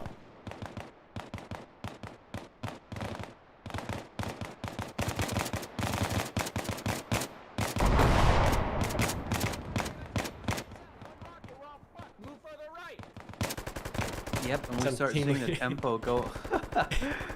tempo go down slightly here, just because, you know, we have that rest of the Seder element trying to break out of the area and make sure we don't commit any more lives to this. Which at this point, you know, having lost the initiative is probably the right choice for them if they want to like go for the Yeah, long run. getting a reset here with one squad off the map. They need to reconsolidate, right? Because this third squad finally now coming in. Where's 1-3? Oh, they're still coming in, right? So they're still outnumbered 2 squads on 3 squads here. So recognizing that and pulling back is important. You can kind of see 1-2 finally breaking out. Al-Salam looks like they dealt with their Mascal to the rear, and lines are being redrawn here. So yeah, 1-3, while they did get wiped on the north, it does look like they're able to buy time for some of 1-2's elements to get out of that kill box. It would have been better, I think. I think if we could rewind the clock, if 1-3 cuts in a little bit sooner, maybe they engage this position at range, maybe they engage it close, but immediately upon drawing attention from the kill box north, they fall back either this way or this way, and that way they can escape with their lives, draw pressure off of 1-2, allowing 1-2 to be relieved out of the trap, and then retain the entirety of their force. But I think 1-3 just got a little too aggressive, pushed in too far, got Mascaled, and then got entangled, versus like hitting some casualties, forcing the turnaround from Al-Salam, retreating back, and then also pulling this kill box guys out.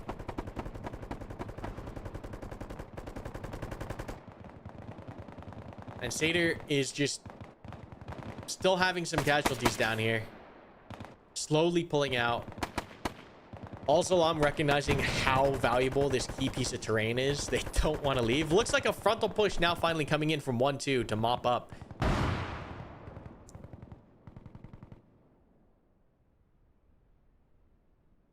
Oh, 1-2's finally pulling out here. 1-2 Seder.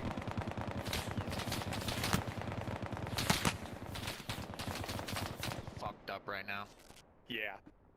Someone behind me? I don't know where I was getting hit from. Yeah, you know, we go back to the other Uphill, thing where all a uphill. reset at this point is just probably Was the it behind that best tree? I didn't see choice for the angle on Seder me. team, just making sure that we go for a different approach here and we really evaluate Clear him out. what happened and how we can, you know, come out of this. Mm-hmm. And it does look like Seder now, or excuse me, Al-Salam now pushing into sweep. They should be able to pick up a couple of kills here. Freak Yeah, here throw some grenades. is gonna, yep, gets dead checked. There are 2 individuals still here Hold position. Wait till that from grenade 1-2 detonates. that have been left behind. Fuck you! Ah, shit, I'm down. I got hit by torso, my... You know, probably the right choice for them at that point, you know, realizing that if they stay for those 2 guys, they probably turn to 4 guys instead, and if they go back for those 4 guys, they turn into a whole squad instead. So definitely the right choice, in my opinion, for Seder at this point, especially being so outnumbered now. Mhm. Just taking it slow and realizing that they just cannot commit to those 2 guys anymore. Yeah, Seder looks like they're pulling back further into this tree line to regroup these guys. A good play here, I'd have to say. They can set their own ambush and see if they can kind of play a reverse here as Al-Salam pushes canalized through this tree line. See if they get set up in time.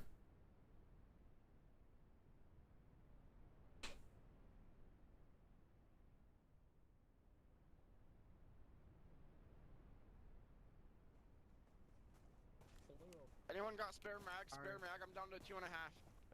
1-3 on net. Once we ensure that this How do I share tree line mags? that we're at is clear, we're gonna pull back to the west and reconsolidate all elements.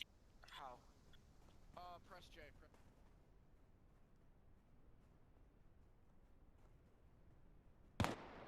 And we see the tempo go down at this point. You know, we start reorganizing a little and hopefully redistributing some ammunition amongst our guys. Oh, but we see this guy try to run in valiantly. Yeah, Sega trying to give chase here a little bit. But yeah, it's very hard to be effective as an individual, and he's going to go down and lose his life. So you can kind of see how Lone Wolfing's kind of exterminated as a result of gameplay design. Like pushing up alone, 9 times out of 10 you walk into a full squad, if not the entire platoon. So it's hard to do things alone, which is the point.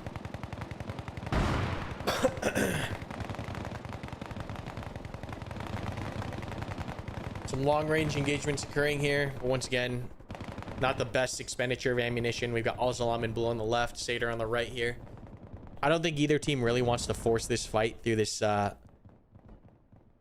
man's land here. This is kind of a gully. What I mean by that is if we get close to the ground here, it's the low point. We have high ground on the left and right. So neither team really wants to push through here. If anything, we're going to want to go around this.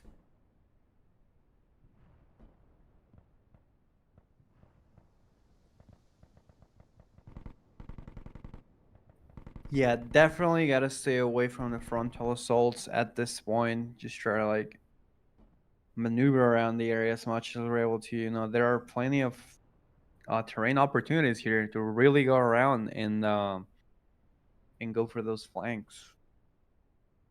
Yeah, it'll be interesting to see. Once again, this is like we talked about planning and organization. Like there are lulls here where teams are like, okay, what do we do? What are we doing?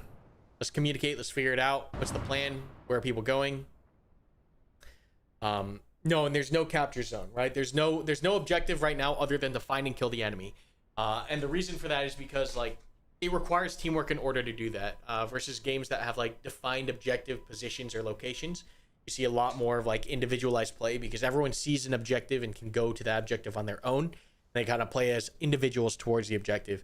But because there's nothing, because both teams are just looking for each other and they want to fight each other and they want to do so in the best, odds possible, that's what kind of encourages this level of team play, communication, and coordination because there's almost nothing else to do other than to organize, communicate, and coordinate.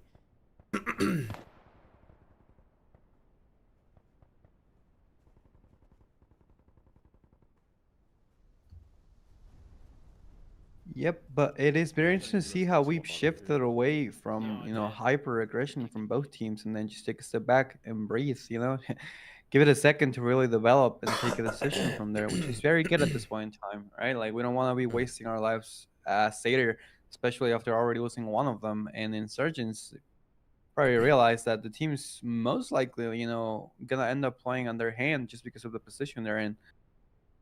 Yeah, So most curious definitely. to see how this plays now that Seder knows where the enemy is located and they're down alive essentially at this point. Yeah, and we definitely also see a lot more longer range engagements on this AO as well, which plays into how the map plays. Like this center open land always ends up being like this massive obstacle for teams to kind of overcome, and so it makes this push really interesting because we usually either see this or we see this happen in order for teams to cross the map. Looks like both teams have like attempted this. They found out like, oh, this is such a kill zone. And now we're starting to see shifting over here to where there's more possible crossing points and width to this area. Yep.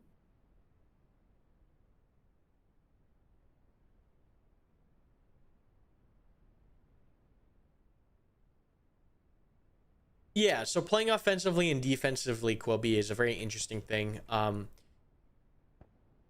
Just like in the real world, like setting up ambushes, if you just set up an ambush in the middle of nowhere, right, without any understanding of where the enemy is or what they're doing, like you're kind of shooting in the dark, right? Like usually when you set up an ambush or defensive position, you're doing so with the knowledge that the enemy is pushing in that direction for a reason, or you have intelligence that they're doing so, right? You don't just set up these random things in the middle of nowhere and hope that they walk into you, right? You can do that, and you can definitely hope that occurs, but like your odds of that actually happening are fewer. So finding intelligence of where the enemy is moving, of where troop movements are going, and then setting up the ambush there, you're going to have much more effect. So, and that requires aggressive play, right? Or forward play. You want to be able to have a presence on the map. Also, we saw another lone wolf here, right? We talked about how lone wolves are not effective. If you push out alone, you walk into the full squad, like there's no reason to do it. And so players just get punished lone wolfing over time, and you'll just feel like, hey, I can't lone wolf in this game. I'm not going to play this game because I can't lone wolf, which solves the problem that way. Or, hey, I realize this is not effective. I'm going to play with my team. So punishing incorrect behavior is very important to the experience. But being aggressive is how you win this match, right? Despite you might think, oh, being defensive, right? We have defender's advantage. You only have defender's advantage if the attacker walks into you. Right? So you have to know where they're going. and you have to identify a good piece of terrain in order to set it up. But on top of that, one thing you have to consider, right, is because there is no single cap point, is that the attacker can always just turn around, right? If the attacker looks at something, or something that's obviously well defended, something that's obviously an ambush, they can maneuver, right? Because the objective is to simply find and kill the enemy. They can flank it, they can come at it from a different perspective, they can hit you at range, right? And so what that means is, like, you can't really camp, right? Camping is not really a thing in this particular game mode. A lot of people kind of get concerned about camping to a degree, but camping is not really effective. It is very ineffective in Bellum. Unless you have, once again, done the work to understand where the enemy is going, right? You've done actual reconnaissance as far as where they're going, and you set up in a good place. But on top of all that, you still need some level of aggression to fix and then finish them, right? Because if they ever get caught in a bad spot, they can just turn around. So find, fix, and finish is literally the mantra of attrition. You need to find the enemy, fix them, and then finish them. You can't just find them. You can't just fix them. You have to do all three. And that's what is a very difficult task to juggle. And so basically here, based off of aggression, right, if we were doing this in a smaller force, like, we could have traded a fire team for the knowledge that we have the two squads here, right? Two Satyr squads here, and then make a more informed decision as far as where to put our troops. So you do have to hunt. You have to look. You have to gather reconnaissance. Like, that is an actual play experience in Bellum, which is super cool, right? Because people always talk about reconnaissance and milsim experiences, but there's no real reconnaissance gameplay loop in many games. But in Bellum, there very definitively is. If you can find the enemy force without being detected and relay that communication effectively to the team, and then the team can utilize that information and get a proper plan going, it is invaluable to have reconnaissance. So recon is a very important gameplay loop that we're seeing players finally start to kind of get a handle of, or like experiment with. So that's super cool. Yep, absolutely. And, you know, once again, just giving those teams freedom of maneuver or whatever they want to do, you know, whatever they see most fit, it leads to very interesting decisions overall. Not having like a centralized or objective or you know, order or anything like that. It just allows them to really take their own decisions to, you know, facilitate whatever they want to, you know, do during the match. And we however do see that there's some contact going on right now on the right flank here with also and Satyr. Outnumber 2-1, so gonna be interesting to see what they choose to do in the next few minutes here. Yeah, it looks like the tables have turned to a degree. This 1-1 element from Satyr is from Al Zalam is in a really rough spot. Two squads from Satyr now closing in on them from either side to a degree. And these guys are kind of cut off. You can see another Al Zalam squad back in reserve here, but they're not close enough to support. Another Al Zalam squad out here pretty far.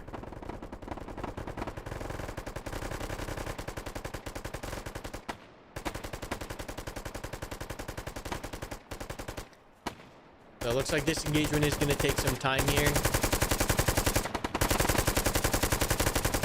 And you can just see how timid Satyr's playing after getting their nose kind of bludgeoned in that first engagement. They're not getting too aggressive. They're kind of using fire at range instead of like pushing in aggressively. So yeah, there's a lot of fear on the ground, which is super cool. It's hard to communicate and feel from a viewer perspective, especially from the admin cam perspective. But especially after losing a life, some of these guys are now down to 2 lives. Right? It changes the psychology of how these guys play in a very authentic fashion, which is super cool.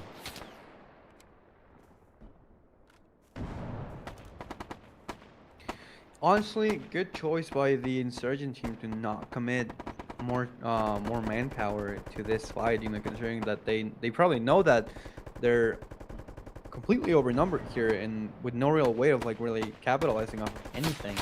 You know, probably gonna let the enemy team roll into their hands and see if they can come out with anything out of it. Yeah, a lot of casualties here. Well, that was a thermobaric hearing RPGs come in now. Yeah, this Al-Salam element definitely demolished. We're seeing some rapid movement now from Seder on this right flank as the entire platoon, right, this element up here is now breaking down. We'll have a good surround here. We'll see if they're able to convert this to actual kills, and if they can cut them off from, once again, fixing the enemy in place. And now we're moving on to the finish portion. We're seeing if Seder can finish these guys. But yeah, pretty much mass count here on 1-1 Al-Salam side. Seeing some long-range engagements up here on this hill.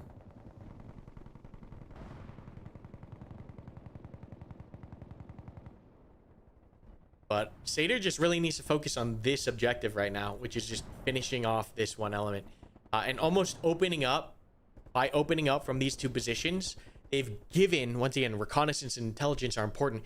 They've given up these two positions to Seder, right? Seder now knows, oh, we have roughly a squad here. Oh, we have like a squad here. That means that this squad is all alone, right? So all this stuff matters. The experienced players will understand the depth and complexity and understand that every little tell will give you some information to more effectively play the match, right? Because if you as Seder understand that, oh, there's an element here, and you know that there's an element here as well, we have the troop positions, right? And with that, we can now shove 3 squads on 1 in this position, understanding that these squads coming in to assist will take time. Or we can set up an element here in order to block, right, any potential support and completely cut off this element, which is kind of what we're seeing here now, right? We're seeing these 2 elements remain at range. Oh, good RPG here. Landed right on top of these guys. Yeah, but you can kind of see him spread out and fall back here a little bit now. But we're kind of seeing this element act as a blocking force, preventing these 2 guys from pushing in, these 2 elements from pushing in. And now these squads are moving in to sweep these guys. So really good job from Seder here. I know it's very hard to recognize as a new player, but Seder's doing exactly what they should be doing, which is fixing these 2 elements in place from Al-Salam and collapsing the rest of the entirety of the platoon onto this element in order to convert some kills. And we're seeing that sweep come through now. So Seder really pulling it together after that initial fight, pushing through online, right? We're seeing like online actual formation usage here, right? This is super cool stuff. Super cool stuff to see. There's a reason for all of it. It's hard to notice as a new player, but there's many things going on at deeper levels than what we can observe even just from the layman's eye perspective, or even just the eagle eye perspective. There's a lot of tactics and thinking and coordination that's going on behind the scenes on the comms channels of these groups as their brains are thinking about like, okay, where any enemy positions, how do we convert this? And so now the thought process from Seder should be, at this point, we have a 2 versus 3 squad advantage on the map, right? 1 squad here, 1 squad here, 1 squad here for Seder, right? These are all Seder. And we have Al-Salam here and Al-Salam here. And the 3rd Al-Salam squad, if we remember, was white. So they're going to be coming in all the way over here, right? So how do we utilize this information? We understand we have advantage on the map. We can press this advantage, whether that's baiting and seeing if Al-Salam will take another fight, or if it's shoving frontal and trying to get another fix and finish in on one of these squads before this 3rd Al-Salam squad comes back in. And Al-Salam, from this perspective, right, they're probably going to want to maintain this distance, the separation, and avoid getting fixed, right, because they do not have the numbers that Seder has on the map, but they can still remain tangentially engaged, right? So one of the hypothetical things, like we talk about how dynamic this game is, we can continue engaging at range, we can pull back, right? We could even leave buddy teams or fire teams here to maintain eyes on, maybe shoot at and fix this enemy and move the majority of forces in position for another thing. Like there's the playbook is wide open. The amount of possibilities that either team has in a match of attrition, as simple as it might be or seem on paper, are unlimited. And that's kind of the beauty of it. And it's very hard to see it if you're not used to it or you haven't played it yet. But that's just the beauty of the experience. Is like these players right now, their brains are working, right? Because so many different things, so many different strategies could be occurring. They're putting, and once again, we're making all these calls and plays with the knowledge of where everyone is. On the ground, right? On the ground, these guys only know where their squads are, right? They have to put, their brains are working to put together the picture to fight through the fog of war. They are having to do extra work that you as a viewer, or us even as spectators, do not have to do. And that's why we always say like playing Bellum is much different than watching it. It's a very cerebral experience, a very immersive experience that you can't really capture just from the admin cam. From admin cam, we can kind of showcase multi-squad maneuvers and like the finalization of all the brain power that's going into it. But part of the most fun in Bellum is being on the ground and using your brain and putting together the picture and working with a team to figure it out.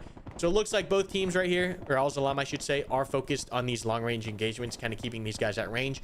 I would not expect to see Al Zalam make any aggressive movement with this number disparity on the board. You can see that Al Zalam squad coming back in. And this terrain is very difficult for Al Zalam to, or for Seder to shove across, right? We talked about this is all low ground here. And then, you know, Seder's already tried pushing up here once. They're going to have to get a little tricky with how they take this hill. So this is now the new objective, right? We talk about, oh, there's no central game-defined objective. In the mind of the Seder players, they've made an objective. They've made a dynamic objective. This hill is now their objective, right? And like, that's such a rewarding feeling as a player of saying, like, identifying this is the objective. All right, team, how are we going to take this? Rather than the game just saying, okay, there's a cap zone on the top of this hill. And now everyone's just kind of W keying towards it because the game is organizing it and telling it for everyone. That is the difference in Bellum, is that all these players have identified this is the next objective. How are we taking this objective? They're communicating and working together to achieve that objective. It is such a cool experience. I'm obviously biased, but it is a cool experience. Yeah, absolutely. But we do see the momentum here really slow down for both teams, you know? You're trying to skirmish from afar to one another, but not really accomplishing anything for that regard. Yeah. So either team in the next few minutes here is going to have to make a decision, you know, if they want to start, you know, holding it out, or if they want to try to go for like a more aggressive movement here. Worth keeping in mind though that this is currently closer to the Seder spawn than it is to the Al Salam spawn. So Seder is not really in that much of a hurry or in that much of a worry for sustainment as Al Salam is. So gonna be interesting to see which team pretty much breaks first, right? Which team decides that they don't want to wait any longer.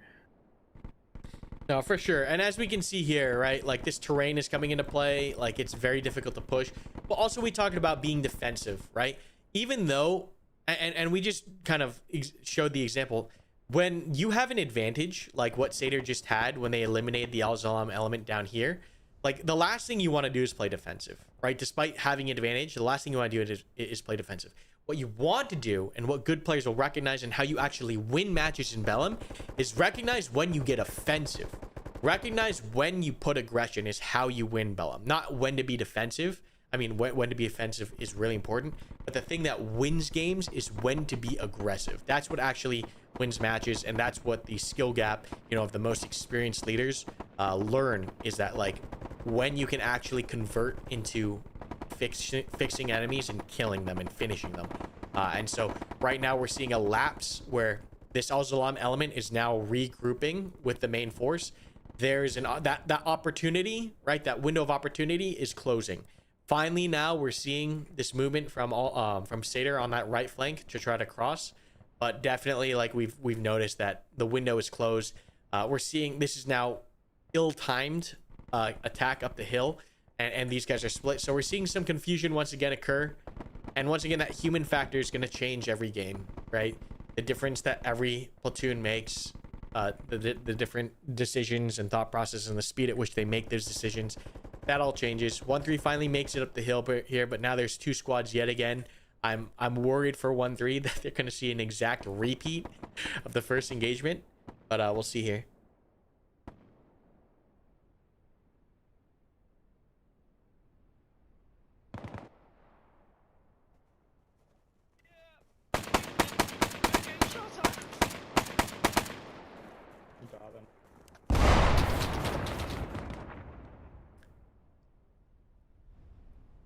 So yeah, some reorganizing and reconsolidating going on. All of Al Zalam kind of deathballed together. Very scary to hit this as a single element. We have maneuvers happening on the far side of the map. Al Zalam loves this hill. They do. I mean, it is it is an extremely advantageous position over, this whole side of the ale. It's just really good.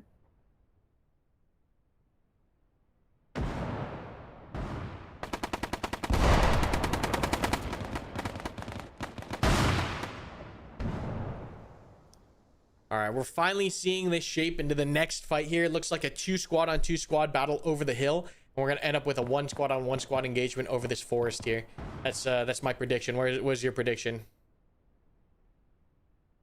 Well, I mean, just out of positioning from everyone else, I think this is gonna turn into a little slug for us for a second here, just because we're going into an uphill battle where the enemy is already set in place. But then again, they are a conventional faction and they have the fire advantage here. With as many resources at their hands. I just think both teams have a really high chance of coming out of this with a win. Yeah, Satyr once again needs to utilize that body armor advantage for frontal fights.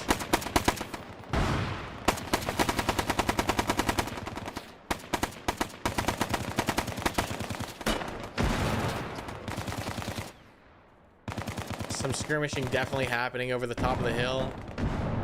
It's anyone's fight at this point. Yeah, absolutely.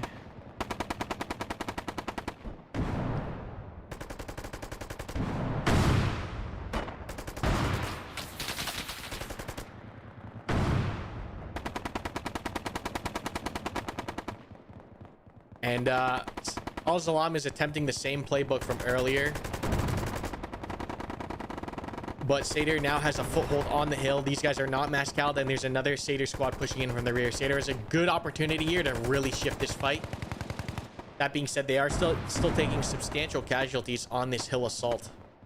But as we mentioned earlier, right? These are the decisions and the dynamics that or the objectives that the team have come up with. And they're executing this assault reasonably. It's very delicate right now. I can't tell who's gonna win.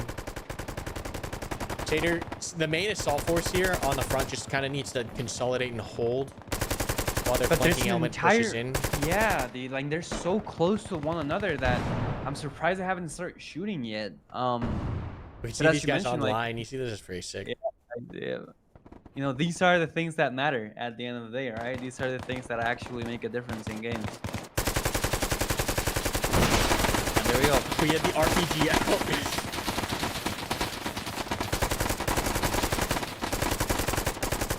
And Satyr should win this if this squad-on-squad engagement goes remotely okay. They have positional advantage. They have the body armor advantage. They're on the flank.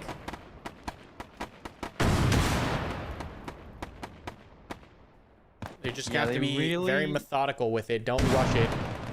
Take their time. Yeah, really gotta exploit the fact that they're catching the enemy unaware at this point. Yeah, they just gotta be careful with the assault. Tree to tree. Very methodical. Yep. Smoke if they need to, and work these guys out. Once again, these guys are at the edge of the tree line, so there's not many places they can go. Satyr just needs to work them, just like in the movie. Push him off the cliff. I'm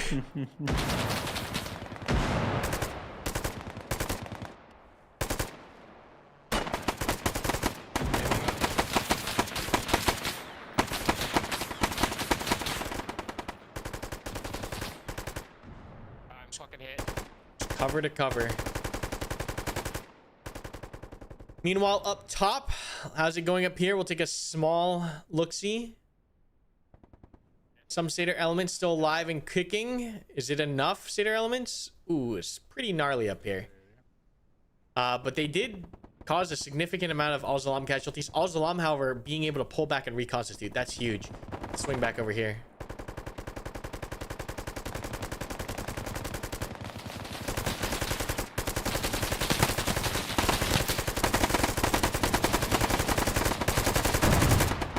A lot of fire going on that little flanking maneuver fight here. But Al-Salam reconstituted on the back here, just making sure that they don't, once again, being aware that they cannot commit any more lives to what's most likely already lost from their perspective, right? And they'd rather just keep that strength for another fight that plays into their advantage even more. Yeah, and they're still very methodically chewing at this group here. It's still a 50-50 fight. It's crazy. Still enough Satyr bodies up here to be a problem. Definitely still enough. It's 50-50. It's just pretty crazy. Yeah, it really is 50-50. It's gonna come down to whichever team, you know, realizes what's going on first and decides to act on it.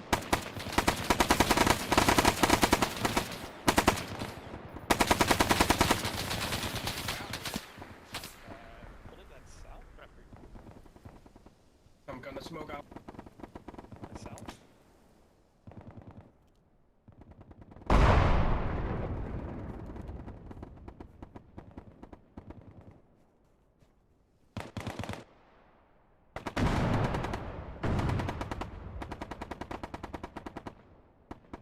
What a battle for this hill. Yeah, and you know, at the start of it, I remember we were talking about just we knew from the start that this was gonna turn into like a long-lasting battle, and it has so far. We're probably looking at 45 minutes at this point of just continuous fighting over this one single hill here. And it does look like the Al Salam side is running into the hillside again, trying to get, you know, some more ground and fight back for control of it. Yeah, we're seeing a regroup or counterattack here from Al Salam being very successful. I think they are actually now going to take this hill.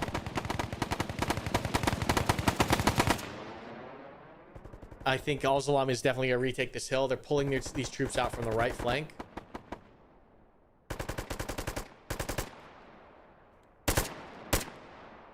And Satyr just barely was not able to take that top of the hill.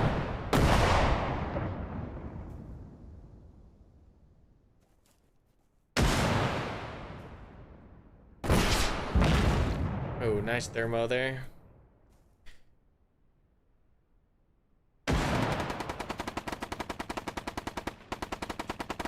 But Al Salam now pulling out of that tree line, reconsolidating at the top.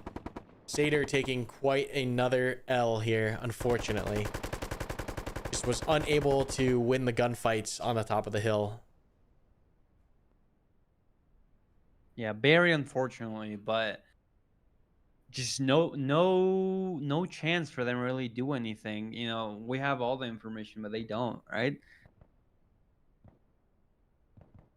Without realizing that they can probably push into the hill and really attack them from the side. You know, they're just not sure of what the next action is here for them.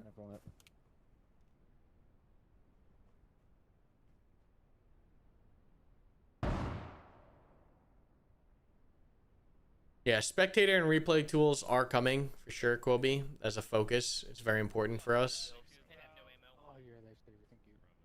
Some dragging going on here.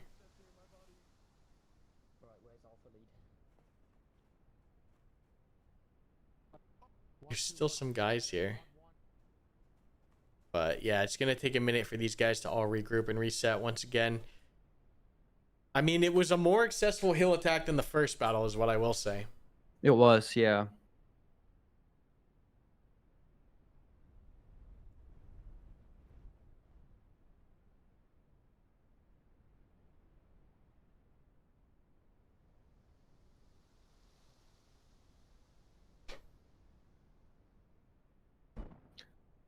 But yeah, now we're just in some breathing room here.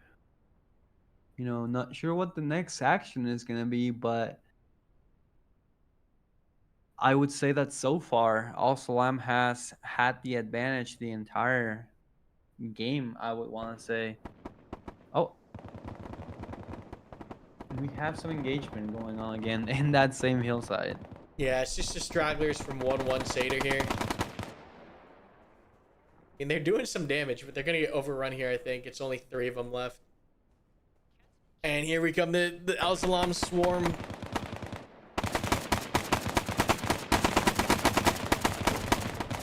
I mean, you know, you got to be careful pushing. Al Salam just completely whiffed that and lost a couple guys. You got to be careful. You can't just mindlessly shove. So we've got a left flank thing going on here now, which is good. These guys should be able to catch. But yeah, you can't. You got to be careful just walking into enemy positions. Yeah, absolutely. But Al-Salam definitely has the body or the life advantage at this point.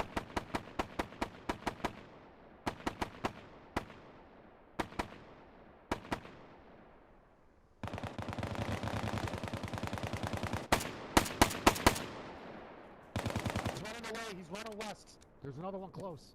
He's prone in this bush somewhere.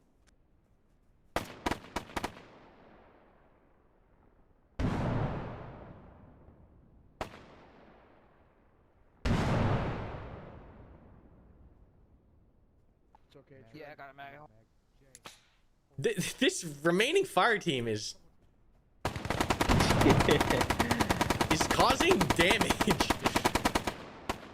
Yeah, I mean, at this point, they probably realize that the only thing they can do is, you know, delay the team and just wear them off as much as they're able to. Which, you know, to their advantage, it's, you know, they are playing it as a fire team. I mean, they're retaking this hill. Yeah. I don't understand what's happening, but 1-1 Seder here is putting in work. They really are, yeah. But if you realize they're not just running around, you know, trying to catch these guys, they're most likely just trying to pick up their guys and then fighting off as, you know, as they see them coming to them. Yeah, you can see, like, if you wander around, like, you get caught. You have to be very cautious with your movement. Wandering around is not great.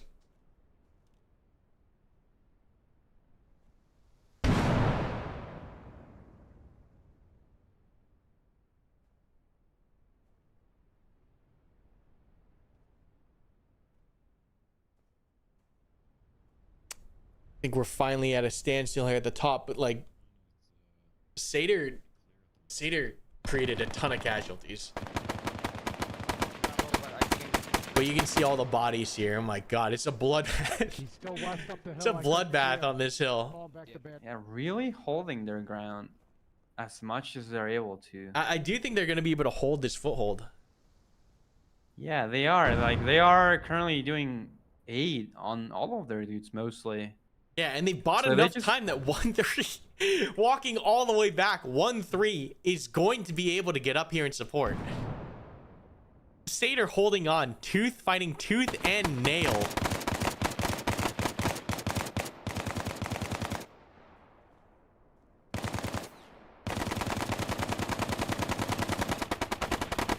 Yeah, that body armor really putting in work. They're holding this.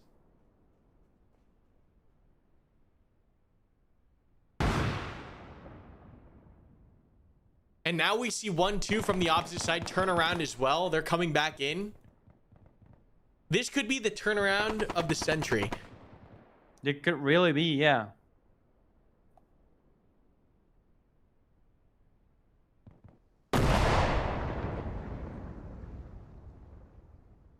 One three now up here and supporting. I thought Seder was on the back foot. Seder might win this. Yeah, they. Oh, look if, at how you know, many if they- bodies are there. Oh my. If they keep fighting as they are right now, then yeah, I mean, by all means, we might be seeing a comeback from Seder. A lone wolf here in the back that, you know, rightfully so, gets nailed immediately. But They yeah, took the I mean, hill. they took the hill. They took the Yeah, hill. That single squad not giving up. What the heck is going on? And now we have 1-2 from the Seder side getting in line and getting into position to pretty Seder much could. cut off the insurgent team from getting back into the hill. I can't. I don't understand. This was insanity.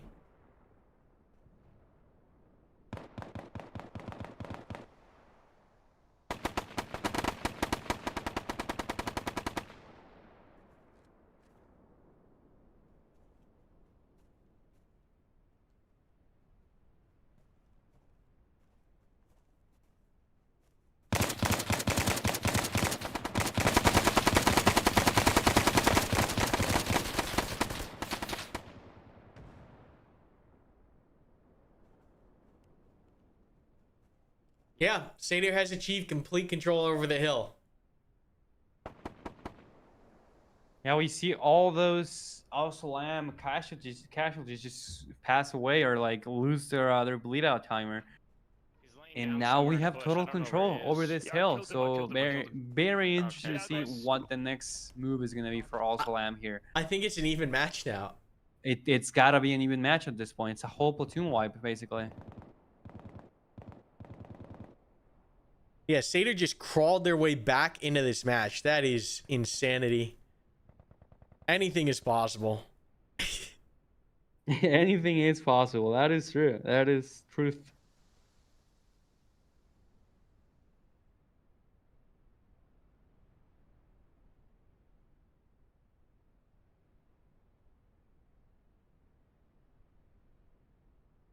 Yeah, it looks like we're going to be pushing that line forward here. This next fight's going to be over these kind of fields area.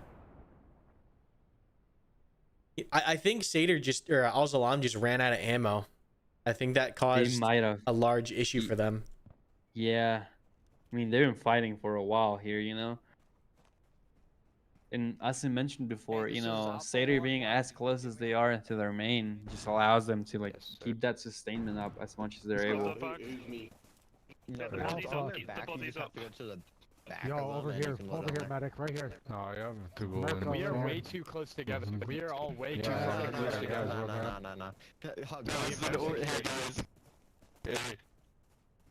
Oh, thank you. If you're not working on someone.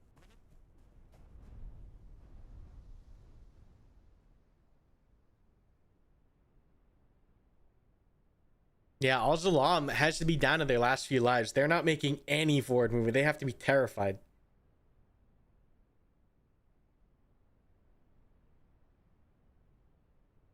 Yeah, they really have to at this They're point. not Probably moving at thinking, all. How did that happen to us? Yeah, You they're know? like, what the heck just happened?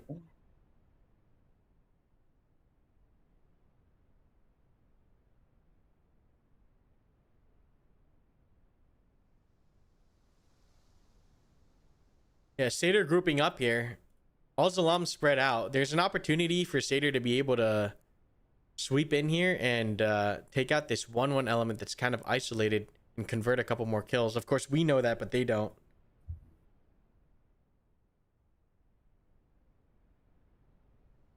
Start seeing movement from Satyr, getting more ground into the village here.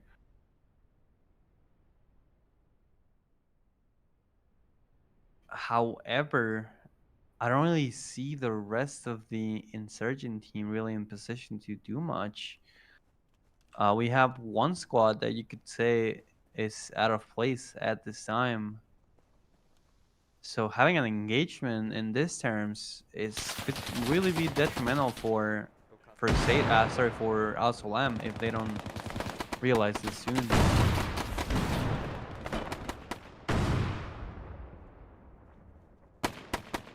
Yeah, you still have to be careful and thoughtful about this movement. Yeah. Absolutely. Satyr has the nub. Oh my god, that was a good geo. Oh, these guys are getting peppered 100%.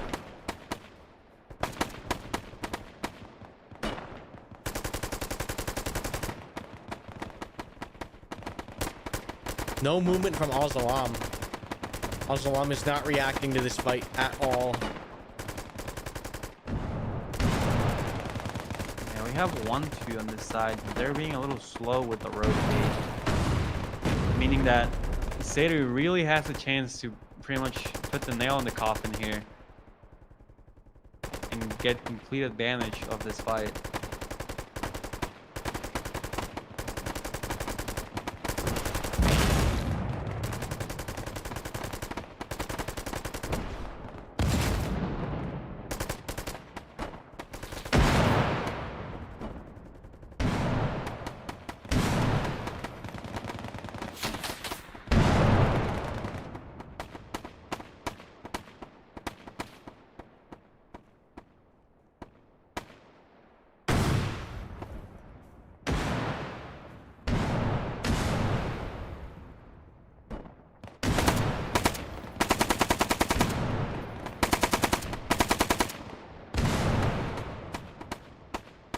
Yeah, we're finally seeing some aggression from Seder here after achieving fire superiority. Yeah, I have no idea what these Al-Salam elements are doing back here at this current You know point in what time. might be happening is that they're just too scared at this point to really fight them head to head, right? They're being conservative with their lives. What they don't know, however, is that probably because of that decision, we're gonna move into route faster than we think. Just not having those elements available to support. Yeah, this 1-1 Alpha doing what they can to hold back the tide of Seder, just advancing on all fronts on this flank. But we do actually see 1-2 pulling in here to support.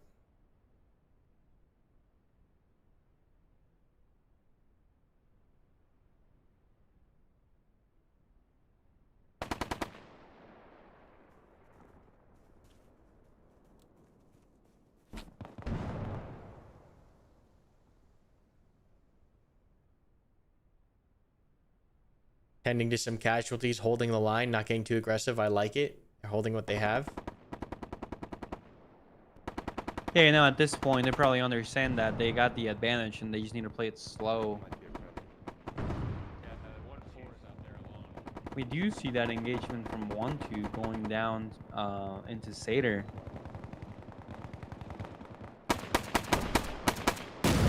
Yeah, some skirmishing definitely occurring.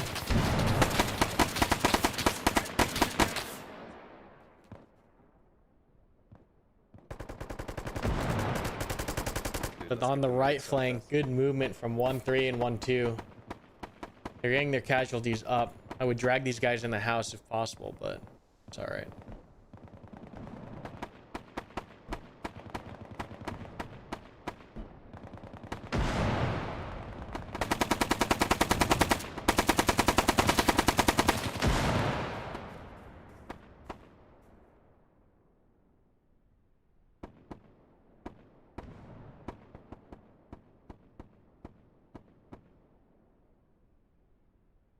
One 3 Al Zalam finally collapsing in from that right flank, but 1-1's overrun at this point.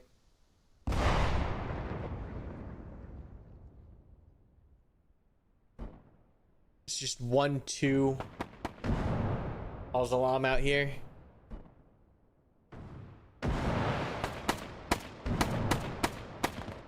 Really good GLs knocking some of these guys out.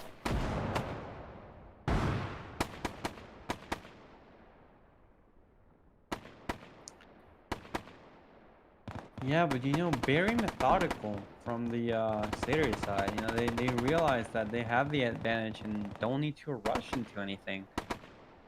You know, you can just wear them off. That 1-3 element still non-responsive to the contact.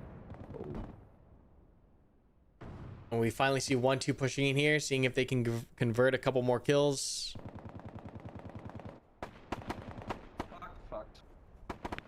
Yeah, I got dead checked. My God, there's like 4 guys working on this one casualty.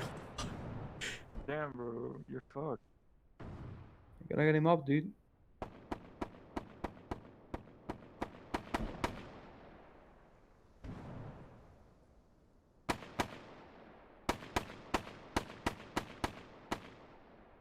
One, 2 moving down as an element here. See if they can catch 1-2 Al Zalam. They're running.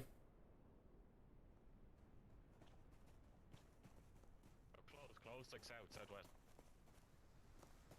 They were running back, though.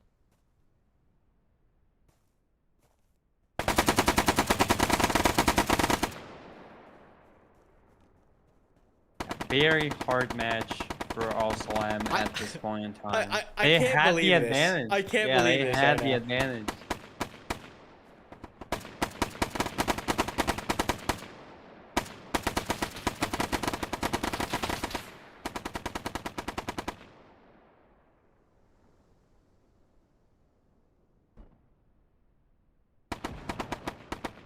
Yeah, this 1-2 element's now cut off. Sayer's gonna gobble them up. Yeah, 1-3 Al Zalam still out of the fight.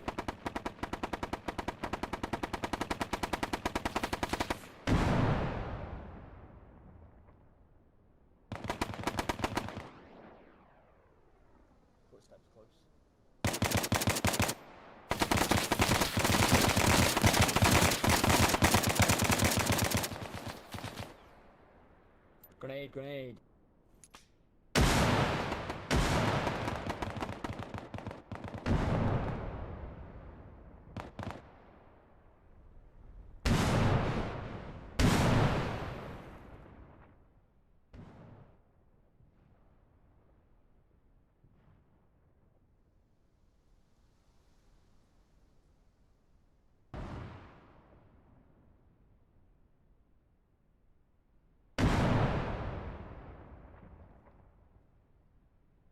I wish I could see the manpower percentages right now.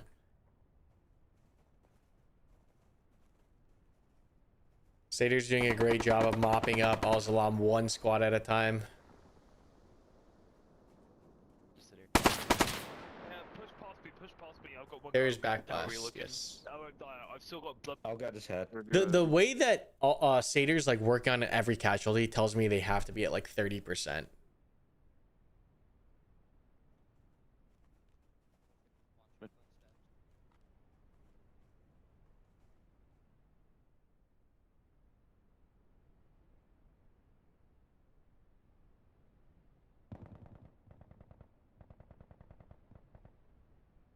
Infantry marks are approximate.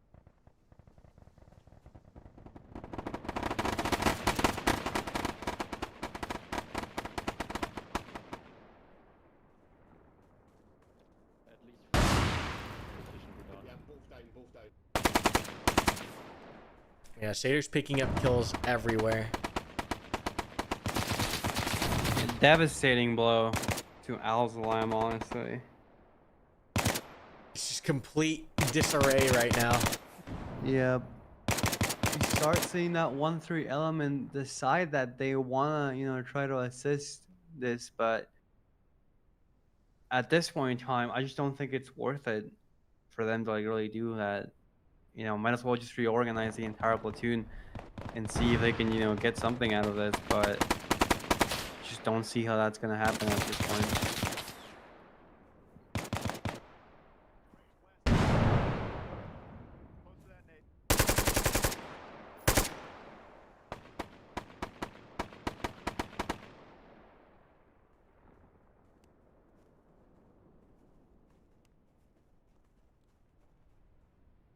That's the whole squad here wiped.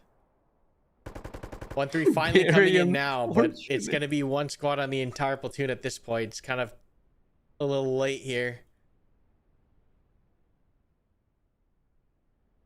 Very unfortunate.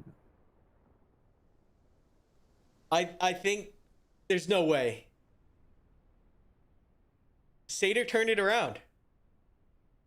It has to be. Satyr had to turn it around. Very well executed from Satyr so far. That was an insane game flip. It was. Definitely.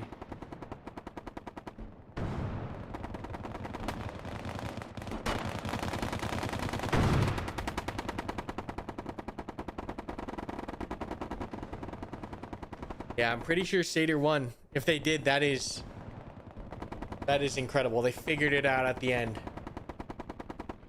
Yeah, they locked in. Yeah, 1-1 Satyr here, truly just putting people down. Insane.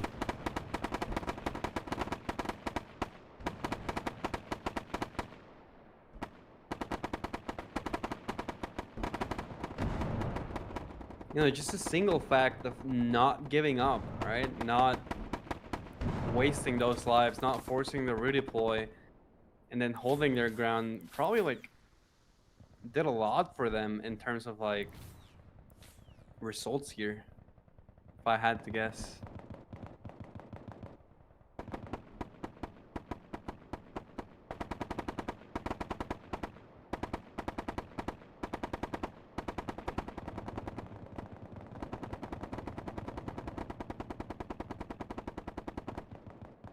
Well, we're about to find out, but I'm pretty sure.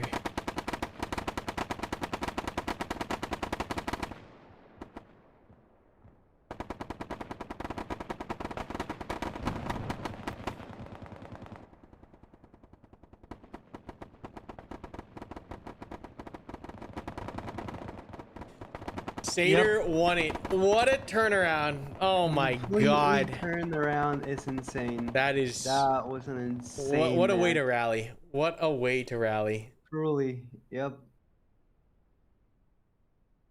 That was great. That was crazy. Holy crap. I can't believe they did it. Well, congrats to Seder. That was a hell of a match. That's going to conclude session 1 and today's stream. I hope you guys enjoyed. We'll once again be having 3 more sessions. 1 session tonight and then 2 more tomorrow at the same time. If you're interested in learning more about Bellum, head over to playbellum.com or join the Discord and join the discussion. Otherwise, it was a pleasure being here with you all today with myself and Mooskle. Yeah. Thank you, everyone.